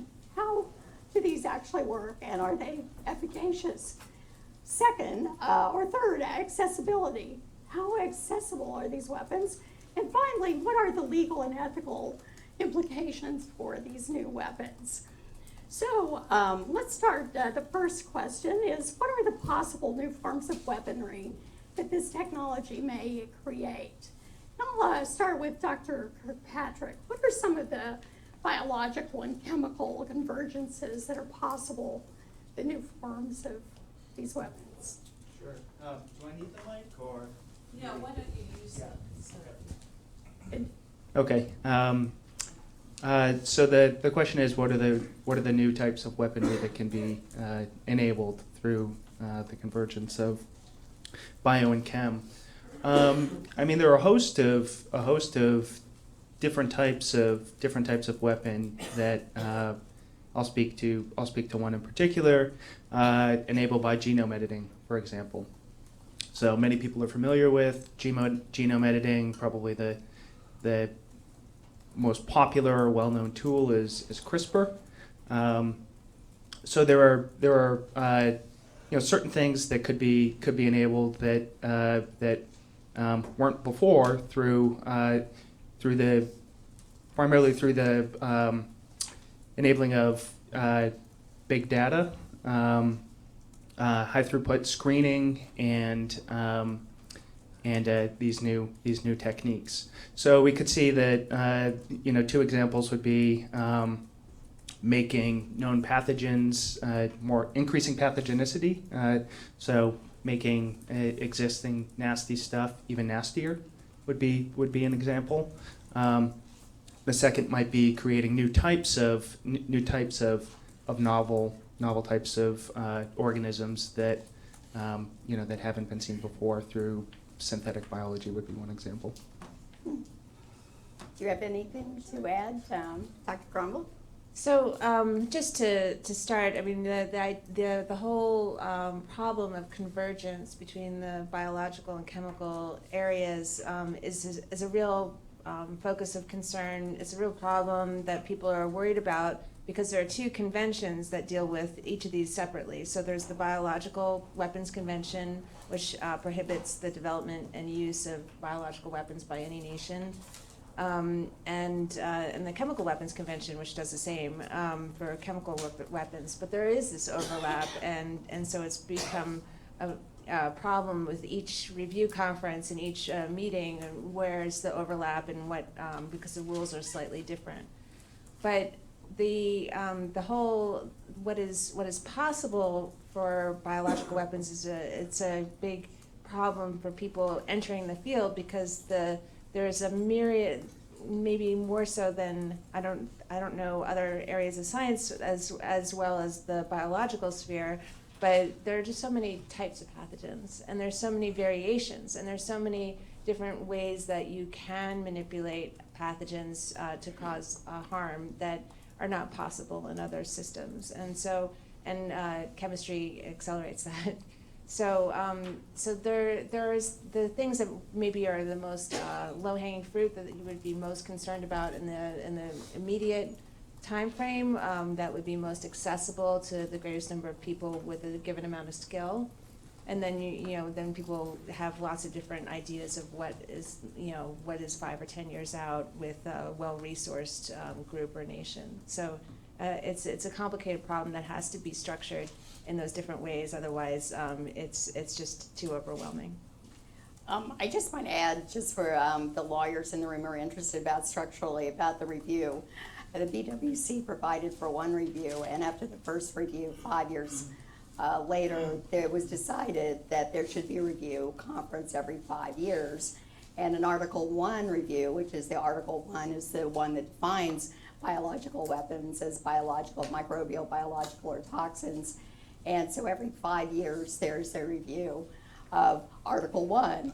Is it still broad enough to cover all of these things? And that was what Dr. Cromwell was referring to, how every review conference there's a discussion about does this reach chemical weapons? And there's a soft agreement between the BWC and CWC to work through those problems to make sure nothing really falls through the cracks. But it is interesting that every 5 years they have decided so far that everything they've mentioned is covered by the BWC. And that's been the conclusion. So in those papers, it's interpreted. So what you see is the language in Article 1. It's really much broader than that based on the interpretations in these 5-year review conferences. Any other comments about new technologies? I mean, I'm not a biologist or chemist, and so I'd leave that particular piece to the experts. Even though we're enamored with new technology, I continually rely back on Ecclesiastes, also known as Kohelet, that there's nothing new under the sun. If we look back to ancient history, 6th century BC, the Assyrians used rye ergot in order for them to be able to contaminate food supplies for their enemies. Think to the book of Judges, where there's salting of fields. Fast forward to the 21st century and beyond, we will continue to look at what is already inherent in nature as being a possible vector or weapon itself. And there are tens of thousands, if not millions, of chemicals that exist that could conceivably be used as weapons. One last example, but showing you how quickly you can have traumatic and terrifying results. In 1999, one single cow was contaminated with chlordane, which had been used as being a pesticide. It's now been banned. That one single cow went into a feed supply because it was being ground up for feed, went to 4,000 pounds of feed. 4,000 different distributors had feed from that one cow, and ultimately $250 million worth of dairy supplies had to be destroyed. One cow with one chemical contamination of a chemical that otherwise would have not been covered by the Chemical Weapons Convention. So we're going to have to think about a very broad-based approach, not just of our adversaries that might adhere to the law, but also to agro-terrorists and eco-terrorists and criminals that might very well be using things that are inherently present in nature. Let me challenge you with this. There was an article written by a Chinese researcher about the possibilities of new weapons, and he described what he called biotechnological weapons that affect physiology. For example, hormone-type chemicals, biologicals, that would change the behavior of people in the battlefield. That is, they may learn to love their enemy. Is that something that we should be concerned about? Should we use them? The legality of their use is not something I can comment on, but the idea that those are of interest is it's clear. I mean, a lot of people are very interested in ways to I guess most of the energy has gone into human performance and enriching people's capacity for performing under stress. And but I mean, there's always, as we know, a flip side to all of these technologies and the manipulation of that is possible with enhanced research in this area. So it's kind of all part together. I have to challenge the nothing new under the sun thing. Yes, it's true, but the greater amount of power that we have now, especially in the biological area, is not something that we have seen before. I mean, the idea that people could have a biological weapon was when the whole giving of blankets that were contaminated with smallpox to Native Americans. I mean, that probably didn't actually cause any actual illness. The intent was there, so you're right, there is nothing new under the sun, but the capability of following through and being able to precisely do something is just is so much greater than it used to be. Yeah, I would just add, two reflections. The the first related to the human enhancement or performance enhancement, and so I think that one view that's often, or one point that's often overlooked is that these are going to have performative features or potentially therapeutic uses, and I think one area that we have to be concerned about is the potential reduction of national economic competitiveness in the U.S. So we have near-peer competitors, some adversaries who are moving pretty quickly in the space, and these therapeutic uses, could reduce rates of heart disease, for example, and if the first movers in that have kind of somewhat cornered the market, that the U.S. is going to be behind, and I think that's a significant economic concern. I would agree with Gigi that I think that there are some new features of this of this technology in ways that that's been reduced in cost. Some ways it's easier to use, and then in others that I think is showing that particular governance structures and mechanisms are really broken. I'd just add that on the point of that article specifically, the reason why I sort of said no casually is that that kind of weapon designed for physiological effects on the battlefield would, I think, if you think about the delivery mechanism for that sort of weapon, would probably suffer from a lot of the same limitations that chemical weapons traditionally suffer from, in that your delivery method, if we're talking about a conventional battlefield, your delivery method is probably airborne, which means you're probably talking about something that is susceptible to wind and all sorts of other things, and could influence you then, as depending on the proximity of battlefield formations as much as adversaries. And so there's I mean, this sort of gets to your second, gets into your second question a bit about how efficacious these systems are, but there's a gap here between the what is possible, and then I think what is useful, and then we could separate useful, and we can do this hopefully in continuing the discussion in different categories. There's a difference between useful on the battlefield, if one is imagining a conventional military battlefield, and then useful that a violent non-state actor might think about useful in a very different way than even an adversary nation state. Well, let me challenge you on another type of weapon.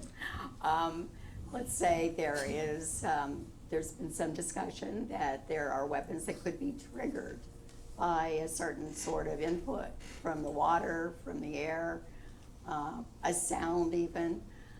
That's something that might be already implanted at some other time. That would create some sort of physiological or psychological or even some sort of lethality. How do you think that we're close to anything like that, or is that even a possibility? Should we even be concerned about this? I mean, thinking about this from a military organizational perspective, I think I'm relatively less concerned about it, because the ability to execute that in such a pre-planned way in advance would suggest, I mean, look, if someone could pull that off, like, good for them, but would seem to be extraordinarily difficult from an operational perspective to do. Even though obviously if one could do that, like pre-taint a water supply months in advance, sort of setting up a future trigger, I mean, yeah, that'd be great. I mean, not great, like actually great, that'd be horrific, but like that would be effective. I'm a little more skeptical about given the fog of war, the ability to pull that off, but I'm curious what others think. I think one area that I agree with that would be there'd be technical hurdles and challenges to delivering that type of weapon and then triggering it. I think in a domestic sense, say domestic terrorism or an act of espionage, that would be a more likely scenario. For example, I was one of the leads on a study where we, with collaborators from Stanford, and actually Gigi had kindly given comments on it and on the working papers associated with it. But one scenario that we put forward is hijacking the microbiome. So one of the technical leads on the project is an expert in, that's his area of technical expertise. But we sort of gamed out a way that such a thing could happen, and with particular effects. So there are ways in which that could be delivered. We didn't outline them in the report, obviously, but there are ways that could be delivered and triggered that are technically feasible, and there are barriers to its use, but that's an area of concern for me at least. So from did you want to add something, Dr. Rowe?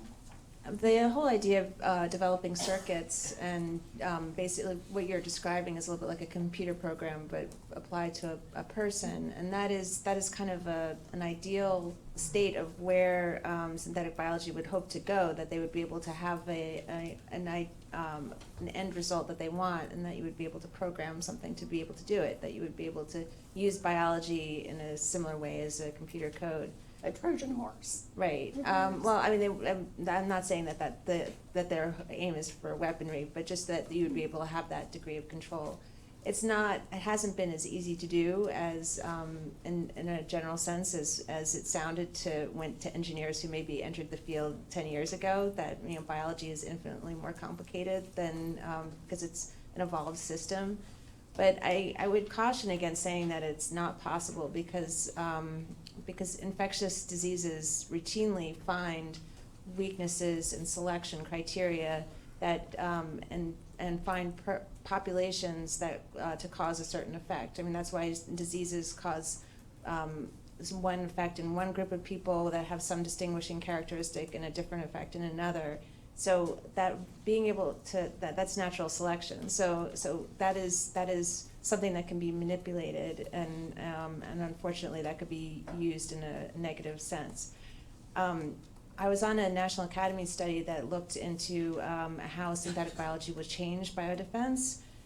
Still, even with all these concerns in the far outlook, our near-term concerns were really about pathogens that already exist and alternative means of producing them. So if you know that the code for smallpox works, being able to reproduce that is still a higher concern than something that like you were describing.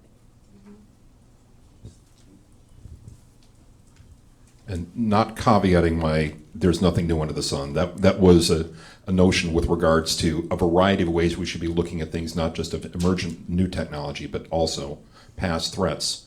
The human genome and the human system is susceptible to manipulation by means other than chemical or biological. Case in point, you've all heard about the embassy in Cuba and the supposition that there was some kind of a electromagnetic attack that had caused a variety of illnesses. Now the most recent story, the most recent study indicates it might very well have been a fogging for combating the Zika virus. So there are a variety of instances where you might have an electromagnetic or an optonic triggering of biology to be able to have an effect. But there are other instances, kind of the cow story, or going back to the fogging for Zika mosquitoes. You can have a dual effect of having something that otherwise has beneficial use, but conceivably could be weaponized in a variety of settings. Let's continue with this, Professor Govern, while you have a legal question. How would you, or should we think about regulating these kinds of weapons that fall in these new categories, like the synthesized bioweapons? Is the BWC enough to regulate that, or should there be other frameworks? We have to keep in mind that these ladies and gentlemen's agreements of various treaties and conventions are only going to be adhered to by those that that want to be able to seek that protection. The challenge is that we have non-state actors that are willing and able, increasingly able, to be able to create new weapons, to be able to find things that are naturally occurring or chemicals that have otherwise been used for peaceful uses. So, dare I say this as a lawyer, I'm not sure that further regulation will do much more. Another law that we had not yet talked about, the U.S. Bioweapons Anti-Terrorism Act in 1989. That's all well and good that we've now criminalized violations of the convention, but in most instances, a dedicated terrorist would welcome the opportunity to be able to become a martyr. They will welcome the opportunity to be able to have notoriety for their movement or element, such that the criminalization or the convention approach is decreasingly relevant where we have non-state actors and actors that are willing to act as rogues. That may not give anybody a warm and fuzzy feeling, especially my lawyer colleagues, or philosophers for that matter. I mean, I guess I would say in a world where we care about the laws, I would prefer in some ways to have as much of this classified under the CWC as possible rather than the BWC. The reason being the much more enhanced enforcement regime built into the CWC, which gives you a better shot in some ways at getting inspections, verification, et cetera. Now, whether that helps you with a non-state actor, totally different. A totally different kind of challenge there. But I mean, this also relates to the trend we've seen over time in the proliferation of chemical and biological weapons is that democratic states have increasingly given up these capabilities, and they now remain in the hands of more or less autocrats, with maybe one or two exceptions, and especially autocrats that can't get nuclear weapons. And so if you think about who still has chemical biological weapons, who sort of wants them in the nation state context, and to build on your point, I mean, those are also exactly the kinds of countries that we would be less confident in our ability to use instruments of international law to shape their behavior over this. So speaking of the nations that are rogue, that are maybe engaged in biological weapons, I did a survey of the experts at the UN, the experts to the BWC, one day during one of the expert meetings, and asked them, among other things, do you believe that there are nations engaged in biological weapons programs? And you would expect the experts to say yes. And of those that responded, pretty close to 95% said yes, there are weapons programs in the world. To a greater extent than I expected. I honestly didn't think 95% would say yes. But it is pretty established knowledge that there are these programs that do exist and that are undergoing state support. I want to move to the question of, now that we've talked about some of these categories of bioweapons, one of the reasons that they haven't been used very much, we surmise, is because they're uncontrollable or not the weapon of choice. Do these new weapons change that perspective? Do these new, easier to use, easier to manipulate kinds of bioweapons, does it make it more attractive, more controllable, and do away with some of those previous objections to using them? Commander. I mean, let me start really quickly and then go back.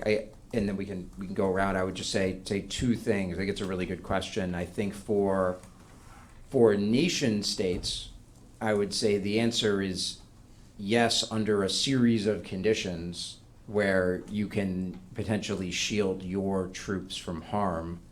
I think the challenge of that, in some ways, we talked about a little bit already. The challenge of effectively delivering even one of these newer sort of bioweapon in a way that doesn't expose your troops to harm just seems very difficult. I think the bigger issue in some ways, I think, is the non-state actor issue. Specifically more either more apocalyptic groups that frankly are less concerned about the blowback, no pun intended, from the use of some sort of bio agent, or a non-apocalyptic group that maybe has enough scientific expertise to produce something based on a variant of an existing pathogen, but not so much sophistication to be able to model how it might work out there in the real world. And then also the real world is really complicated. But my concern about these would be is personally more focused on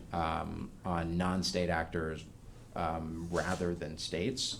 But to me, that's a military operations question as much as anything. Actually I want to just respond to take a step back and respond to the governance and treaty regimes, but I actually wanted to just raise an issue about dual use research of concern. So Dirk, that's I think to me that's an area that that we're going to see the research that is intended to have intended for it's legitimate positive research, but it could present potential harms. I think at least in the U.S., one big gap is that DERC only covers federally funded research. So private research is there's a hole there. I think that's a fix that could in which I would think that regulation could catch up. So I just wanted to go back to your comments. It's very hard because biology is there's so many different ways that you can imagine manipulating biological organisms and capabilities for harm that could be detected or not detected. It's really hard to divorce it from the qualities of the actor that you're talking about, their aims, whether or not it's assassination or to kill a lot of people, whether they have a 10-year budget and an incentive, if it's a nation-state program, to get the next round of 10-year funding to develop their fantastic biological weapon, or if it's a non-state actor that is worried about detection. So it's really, I think, a very hard challenge to think about without breaking it down and looking at the qualities of the actor and what their aims might be. Let me stay with you a minute, Dr. Gronwald.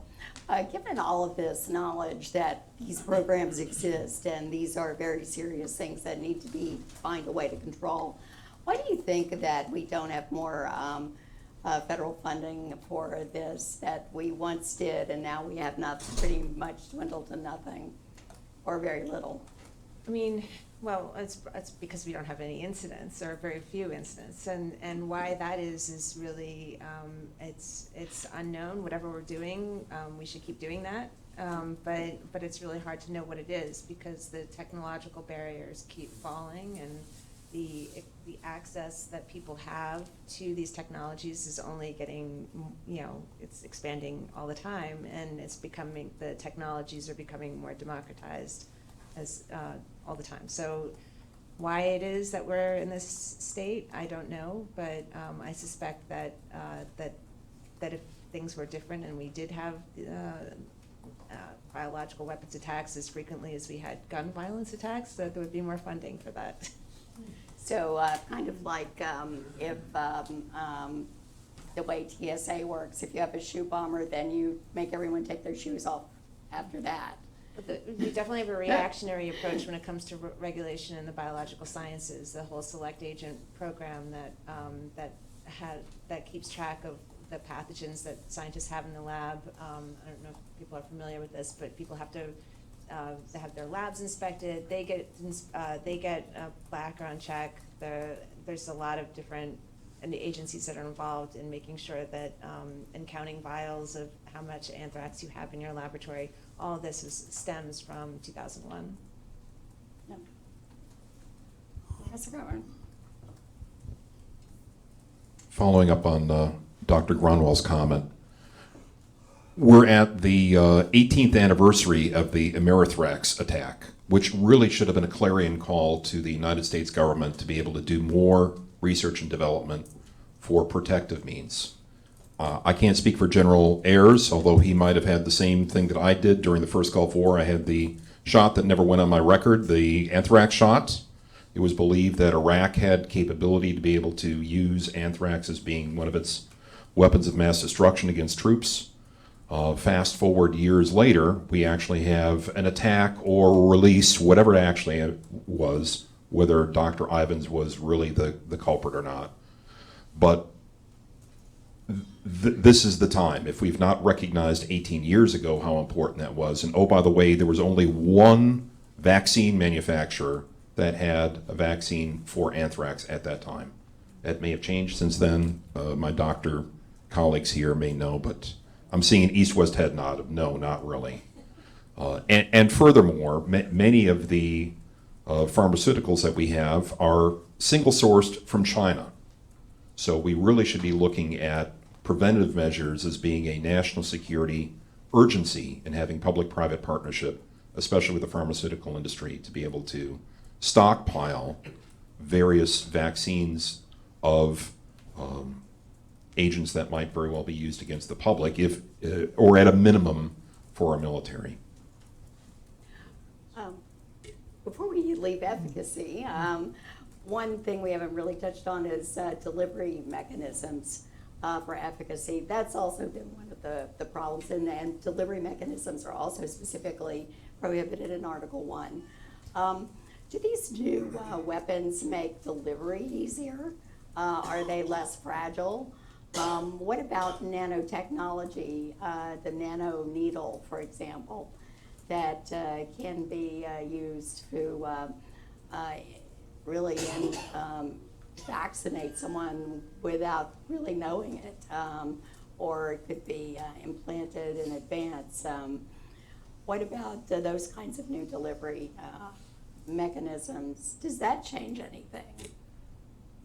Going back to my anthrax notion, it's as simple as having a crop duster with 100 kilograms of weaponized anthrax to be able to kill approximately 3 million people.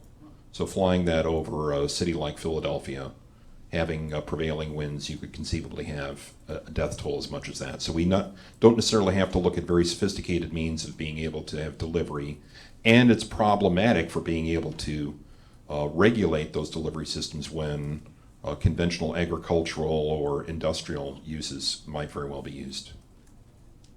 Well, now that we're regulating crop dusters, have we solved that problem? It's not solved. Yeah, I mean, it seems like this is, I mean, an analogy would be, think about the sort of drone, counter-drone issues in light of the Saudi attacks or risks against FBI buildings, that sort of thing. I mean, and then people toss it, all right, we're gonna use nets to defeat the drones. We're gonna use hawks to defeat the drones. We're gonna use whatever to defeat the drones. And that's just and frankly, an Amazon purchasable drone loaded with a small dispersal canister would just be one of many ways that one could potentially disperse. Take the swarm technology developed in the Grasp Lab at Penn. Add a trained biologist and some cash to use on Amazon, and all of a sudden you have a coordinated swarm of drones that can each carry 10 kilograms, say 5 to 10 kilograms of some kind of biological agent. There's nothing you can really do about that fundamentally. You can try to regulate. I mean, you can raise the bar. You can try to use. You could try to use varieties of law enforcement techniques to look at coordinated patterns of sort of purchase. But I think if the concern is non-state actors, I think it's going to be tough. If they have something weaponized, it's difficult to stop dispersal. Do you think that the regulation of drones right now in the U.S. is enough to control that risk or not? I mean, I think the challenge is that the commercial potential for drones is so high that's what the direction we're trending in is more usage, but more highly regulated. But but this is no different than what you think it shouldn't be about the drones. It should be about just things in the air.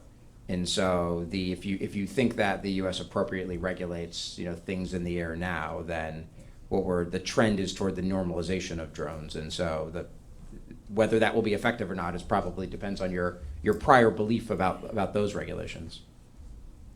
And as not a lawyer, I'm not sure. I think a area of delivery that is worth paying attention to might be using organisms. Right? So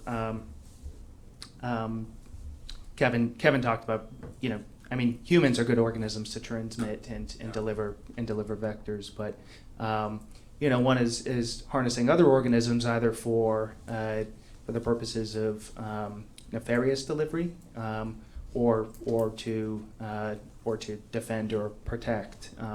Insects are one example. So there's active research to harness in the U.S. to harness insects to or other types of organisms to counter as countermeasures against a particular attack, or to try to if it's an attack on the environment, to try to restore the environment to its baseline genetic state. So I think those are going to be, those are interesting. The question is, are they going to be, does it make a strategic sense to use those versus a crop duster? I think that's an open question. So what about accessibility, Dr. Kirkpatrick? Is that, are these much more accessible than they were with these means, or? Yeah, so I think that we have to think about, so yes, the question is, I think we have to couple accessibility with one's capability, right? So knowledge, funds, tacit knowledge, and so on and so forth, right? Having the equipment, resources, and so on. But yeah, so with the with the at least genetic in terms of like genome editing, yeah, it's much easier to access now, and to have kind of desktop delivery of organisms, and there's screening mechanisms to ensure that bad actors aren't accessing these, but there's gaps in them. It only covers about 80% of the commercial market, and so there's some proposals out there to fix this, and not curtail access. Sometimes access is certainly a good thing for for positive research, but yeah, it's easier to go to a commercial gene synthesis company and order things up. Add something? So yeah, access is, when you talk about access to biological technologies, often people will bring up this concept of DIY bio. So I wanted to throw that out there. So do-it-yourself biology, and it's this movement of citizen science where people are getting involved in trying to tackle scientific problems that are important to them. So not NIH type funded studies, but things about their own health or their own environment. And it's pretty exciting, and there are community laboratories that are set up. There's one in my hometown of Baltimore, so that's called BUGS, the Baltimore Underground Science Center. But there's ones in Boston, there's probably one in Philadelphia, Silicon Valley and Brooklyn are the big places for it. But these, and they're all over the world. They're mostly educational, but it's so people are just doing small experiments. It's important when you read about DIY bio, though, that when you hear, oh, they're doing CRISPR in this little lab in Baltimore. There's CRISPR that's done there, and then there's like the total recoding of E. coli that's done in George Church's lab and at Harvard. So like there is a gradation of how accessible it is. So people are. It's very accessible, but there still is an elite tier, and it's not that other people can't do it, but there are centers of excellence. So let's talk about the ethics, since that's the topic of our conference here. In the laws of war, there is this theory of double effect. And one of the reasons that biological weapons have been deemed to be unethical from that analytical standpoint, and that is the double effect, having affecting civilians, for example, uncontrolled, so that you have this blowback, literally and figuratively.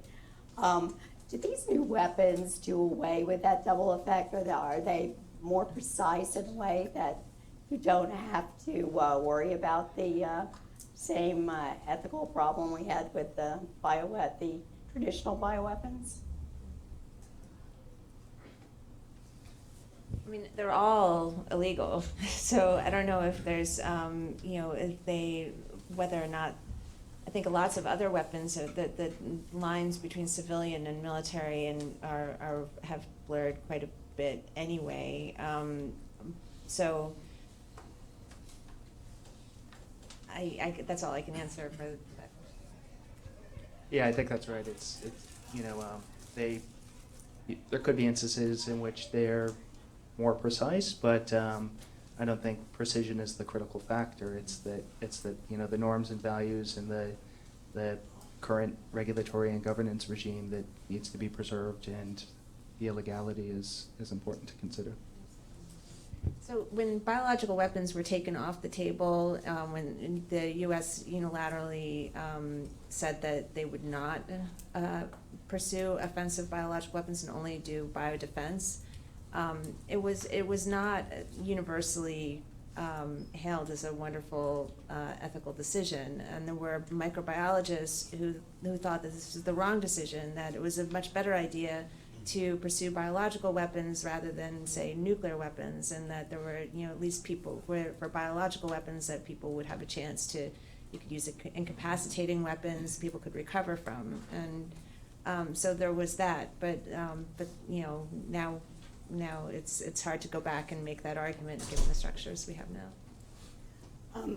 Yes, from the lawyers down here, we could make an argument that they may not be illegal, but balancing maybe perhaps you're saving more lives by whatever action you might do. Well, you make a good point on that, but the Article 36 reviews is going to go for more than simply the unnecessary suffering. We're going to be considering whether or not there's a legitimate military necessity in order to be able to have that particular weapon technology. You'll look at discernment or discrimination. Discrimination has a dual effect in terms of having sometimes people misinterpret that. So I'll use the term discernment in terms of being able to identify combatant from non-combatant. That's especially problematic with regards to biological or chemical weapons, unless you can somehow genetically identify a group. And that becomes very sinister. The notion of unnecessary suffering. If you can genetically identify a particular target, you do that. You could make a rational moral argument on that, but now we come to the ethics notion of chivalry. This sounds to be very ancient and old-timey, but do we as a society, do we as an entity, do we as a military want to be able to have this weapon such that we set that precedent? We're known for using that, known for having that capacity. It's not just a pre-Civil War kind of a notion.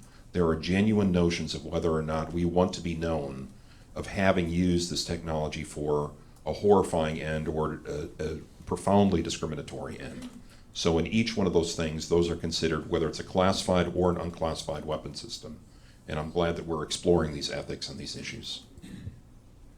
I mean, just to build on the note, I mean, I'm trying to imagine now, like, what an Article 36 review would look like for a all right, so, like, imagine that biological weapons were not inherently illegal, and that, think about, like, going back in some ways to the topic of the last panel. I mean, one of the big challenges in thinking about something like a lethal autonomous weapon system is, or any weapon system that had an algorithm built into the selection and engagement of targets, is what does the testing and evaluation process look like for that kind of weapon system? Like, how do you validate it, et cetera, et cetera, et cetera?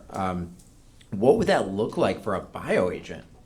Just put aside like big principles of international law. Just in thinking about, like, say the United States military was thinking about this kind of weapon, imagining what the testing and evaluation process would look like for the American military to be confident that that weapon would perform in a way that was discriminate and more effective than existing weapon systems. I mean, that's tough to imagine, but I don't know. it's amazing what people invent. Let me challenge your notion about all of these things that are illegal. Let's just say there was a DoD solicitation for a bacteria that would glow in the dark, and it would be used to take and sprinkle on buildings so that you could identify the buildings at night, glows at night. And that way, attacks would be more precise, much fewer civilian deaths. Is that an illegal weapon? And so it's a biological bacteria that glows in the dark that you can use to identify buildings. Would that be a violation of the Biological Weapons Convention? I'm not a lawyer, but my understanding of the prohibition on biological weapons that the American military has is that it's focused on weapons, and that wouldn't be a weapon, it would be an enabler. So if it functioned exactly in the way that you're describing and was not harmful to human life in some way, then presumably that might be legal. But somebody who's a lawyer can tell me what the right answer is. No, that's a good start. My point was there are things that aren't very clear that are biological weapons, but they seem to fit the definition, and you can argue maybe they don't fit. Yeah, I could also add it. This returns to it speaks to this point, but also returns to your earlier point of the I guess you said the experts at the UN, and 90% said that there are offensive biological weapons programs. I think it's also in the eye of the beholder. I mean, there are ones that are clear category cases that stand out. We can say yes, that's an offensive program. But the two programs that I mentioned that DARPA is working on, Safe Genes and Insect Allies, has, in my view, it's and others may disagree, but in my view, it's defensive. But there's been concern that it's kind of it's a Trojan horse. It's not. Others say that it's an offensive weapons program, like the Russians, or those in the U.S. Right? It has come under criticism, and then we also get into so you also get into a potential security dilemma where perhaps the Russians view this as that these are legitimate defensive programs, but viewed by an adversary as being offensive, and they in turn respond. Right? We quickly come to a suboptimal outcome. Mm-hmm. Yes. To follow up on your excellent point with regards to that, the notion of having something confused in the heat of battle is very genuine.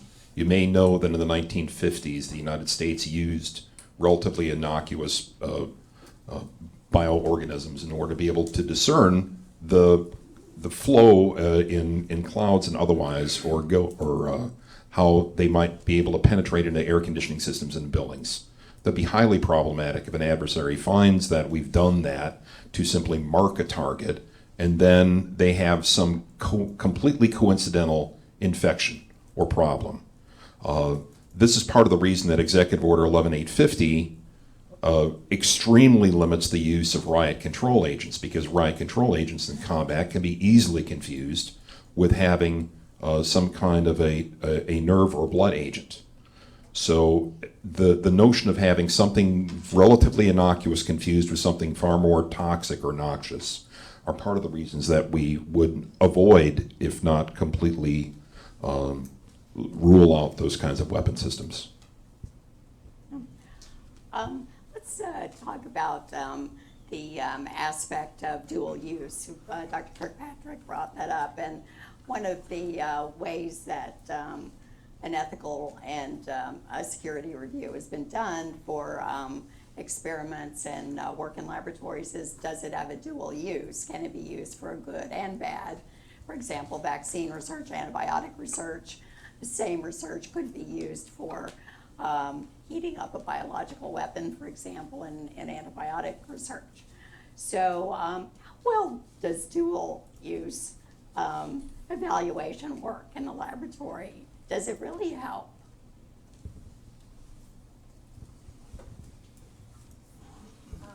Help to prevent its misuse? Security, does it help with security at all? I mean, it's really, my problem with dual-use research, and then there's this refinement that you mentioned, dual-use research of concern, which is research that could be immediately misused for nefarious purposes. Yeah. The problem with that is that there's who decides is going to, that it's too much to publish, for example, and who should have access to it. And that's a big problem with biology across the board, is that, and that there are overwhelming positive uses for most things, and a lot of disagreement about some of the stuff that people put into the dual use category. There have been a number of big kerfuffles, for example, about influenza research, and one particular area called gain-of-function influenza research, where people were arguing whether or not the research should have been done and what should have been done once the research was completed.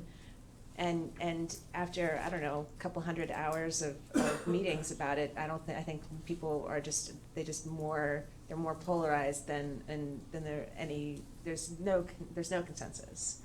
And so I think a lot of these dual use questions come down to that. Or do you trust that the importance of having this work done and having the work published and available is more important than the potential for misuse? It's hard. It's really comes down to who decides. Do you think an individual can make the decision just as well as a committee? I think no, I don't think so. But I do think that right now we have these touch points where people get upset about a particular experiment or a particular research project, and then we have a lot of meetings around it, and that's not sustainable and it's not reproducible for the kind of normal work that a laboratory does. We don't do a lot to give scientists tools to be able to see dual use research in each other's work. And then to have a real way to deal with it that's not too inhibitory. To acknowledge that there may be risks and what can you do about it versus like, let's stop everything and have a moratorium and let's make sure that there are people, using your name in nasty op-eds and so on. So that's the way things tend to go. And so it's not reasonably discussed. Yeah, I would echo the Gigi's last point, which is that there needs to there's a critical gap in sort of the awareness among those that are doing in labs about the potential security dimensions or aspects of their research, and we need to find ways to fix that don't unnecessarily inhibit important, legitimate research that is, for the good. Any other thoughts on that? Great. Is there any case in which we might choose to use any of these weapons? Is there any scenario? Yeah, let's say United States. I think. No. Putting the legality aside, it's tough. You would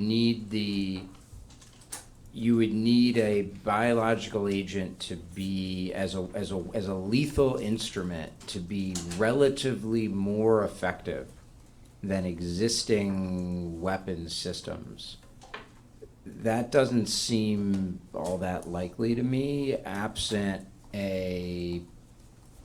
something shifting either in the delivery techniques, discrimination capabilities, et cetera. But even that would need to be that effectiveness would need to be weighed against the sort of ethical considerations involved, and so it's tough for me to imagine. But I don't know. What about the psychological weapons? mean, to the extent that those would then be put into the category of other non-lethals that a military might seek to employ on the battlefield, presumably. I mean, and if we're talking about something non-lethal, presumably that's a different kind of concern. I mean, from my perspective, that's not really that's not a biological weapon. It's a biological hindrance. And again, See, you're a lawyer already. There you go. That's an argument right Thank you. there. I'm Somebody that doesn't fall under I'm going to the pocket DMC. that compliment and move on.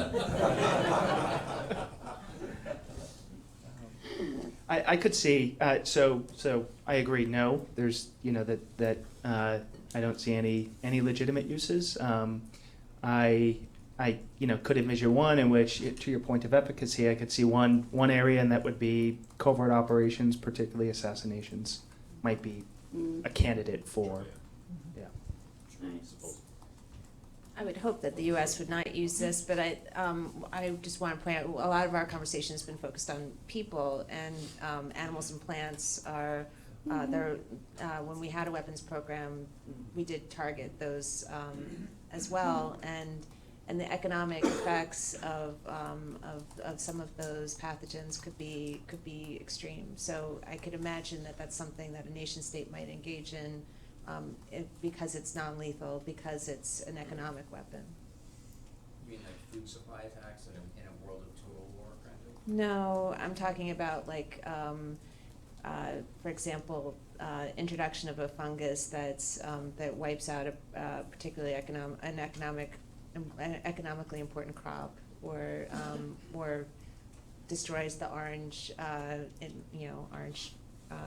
industry, whatever, things like that. What the PLO wanted to do in 1970 to affect the citrus industry in Israel, of putting mercury into citrus so that nobody would buy Israeli citrus. Or the problems that happened some years ago with Chilean grapes being contaminated. It's a tremendous issue. And our adversaries can weaponize things like what Unit 731, the Japanese, infamous Japanese research organization did, of considering typhus and rabies. Now, in San Francisco, there's a typhus outbreak. Typhus is not necessarily being spread by the individuals, but being spread by a vector, by the animals that are then carrying the source. Is it a flea? I think it's a flea. How can you have that spread throughout the entire United States such that now there's a public sentiment against people who are homeless? You can have an adversary targeting specific groups that are going to be susceptible to disease. That disease can be naturally spread but initiated by humans. And then you're creating a psychological circumstance. Let's remember that Albert Camus said that terror is a method. Whether it's in warfare or otherwise, that might not be something that we would want to pursue, and we certainly do not pursue, but our adversaries may very well. So I think we're going to need to go on to audience. Okay. Questions now. Do you want to field Sure. those? Or, yeah. I have one lightning round question then for the panel, and then we'll go to the audience. There are other ethical frameworks that we might think about with biologics, and I'm going to use the environmental ethic framework. One of those ethical principles is life is beautiful and sustaining life is a principle, and so any destruction of life is against this ethical principle. So how would you, is it ethical to destroy the smallpox virus that's left? Lightning round, yes or no? I'm very passionate on this topic, but for the interest of lightning round, yeah, it should have been destroyed a long time ago. Okay. Yes.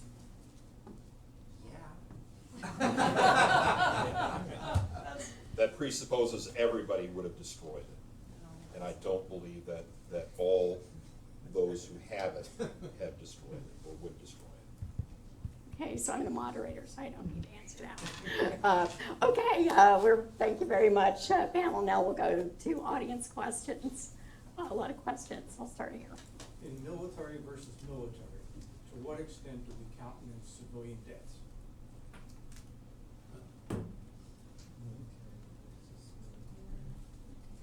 Collateral damage.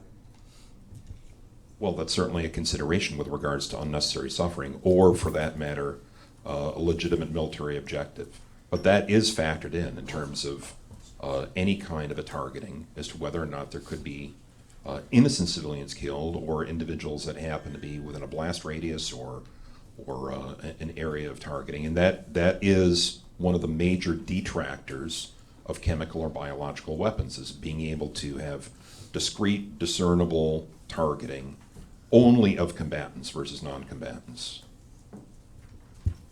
Next. Okay.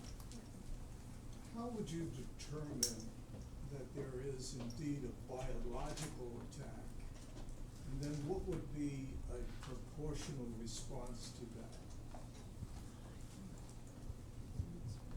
I mean, let me just tackle the first part I would probably leave to somebody with more health knowledge than I would, but I mean, people getting sick might be one way to try to figure out what's going, that like, hey, maybe there's something going on. I think the question of response, if you're talking about a large-scale biological attack, I mean, this is in some ways what the debate about, a corner of the debate about no first use in nuclear weapons, and the question of what are the scenarios in which a country like the United States might consider using nuclear weapons first. One of the possible scenarios that people sometimes throw out there is some sort of large-scale biological weapons attack that has consequences seen as equivalent to a nuclear weapon. And that's why the U.S. up to this point has had some ambiguity surrounding the scenarios in which it would use nuclear weapons, because it wants to reserve the right to escalate proportionally in response to the level of harm caused by something like a biological weapons attack. I'll just comment on the similarities. I mean, there was a time when public health was not involved in any sort of biosecurity discussion, that it was seen as the U.S. military will handle that, as if the first indicator of a biological weapons attack would not be probably people being sick and showing up at a hospital, and then you need to have doctors that could actually recognize some of these weird pathogens that were being weaponized at the time. So yes, there might be some similarities, but it's so situationally dependent. If you had one case of smallpox that emerged in Philadelphia tomorrow, it would be a clear weapons problem. It would not be naturally occurring. So there are situations where it's obvious, and then there's like, it's really interesting that you might have a bunch of foodborne infections, and what is the root cause of that? And you need a public health investigation. Yes. My question is, as a non-scientist for the scientist on the panel, so if so much of our concern seems to be discernment, how to limit these weapons if they're out there and make sure that they're targeted, and then perhaps coming from watching too many sci-fi movies, what happens when it gets out of control? From the technical standpoint, when we are approaching this either defensively or offensively, is part of it to create a kill switch of some kind, like how to turn these things off? And if that's not required at this point as part of the protocols for this kind of work, should it be? Is that something that should be in the ethics approach to this, that needs to be a requirement of any of this kind of research? So that's a really hot topic right now in something called gene drive research. So people using CRISPR and other gene editing techniques like that, people are one has not been deployed in the real world yet. They've only been laboratory based, but the whole idea is to be able to spread a gene throughout a population faster than natural inheritance would allow. So you would basically be able to put a gene throughout like 100% of the population. And people are really working on this to get rid of mosquitoes or to target malaria. Actually, there's an organization called Target Malaria for that purpose. And so it's very exciting, and hopefully it'll work. There are a lot of indications that it's not going to work as well as people think. But the whole idea of a kill switch, or being able to use biocontainment in a way that we don't think of it as like a laboratory containment, but it's in the natural world, and how can you limit it from create fences for it. It's a lot more. A lot of these gene technologies are you can use them to be able to create those switches in a better way than you could a couple decades ago, where you would just be able to say like, okay, this organism needs to eat this particular substrate, this particular chemical, otherwise it can't grow, and then, but it evolves around that, and so then you disable that kill switch. Now you can build in much more sophisticated switches that have a lot more redundancy. But still, people worry. Organisms, bacteria in particular, grow a lot faster and so the statistics become a little bit more challenging to come up with biocontainment for them. Your point about mosquitoes, there have been so many reports now about the experiments going on in Brazil where they've actually released some of these bioengineered mosquitoes. And I was listening to a report the other day that talked about, well, we have released them in this city and here are the reports on this city, and the only thing I could think of is mosquito has wings. Right, So right. how does it know that it's supposed to stay within city limits? Well, they don't, of course, but they do have like a natural, usual habitat. But yeah, I mean, there have been a lot of different. So some of the most powerful technologies have not been used in Brazil yet. But there are a lot of different strategies that people are using to try and get. Which I'm for, by the way. I think we should eliminate all mosquitoes.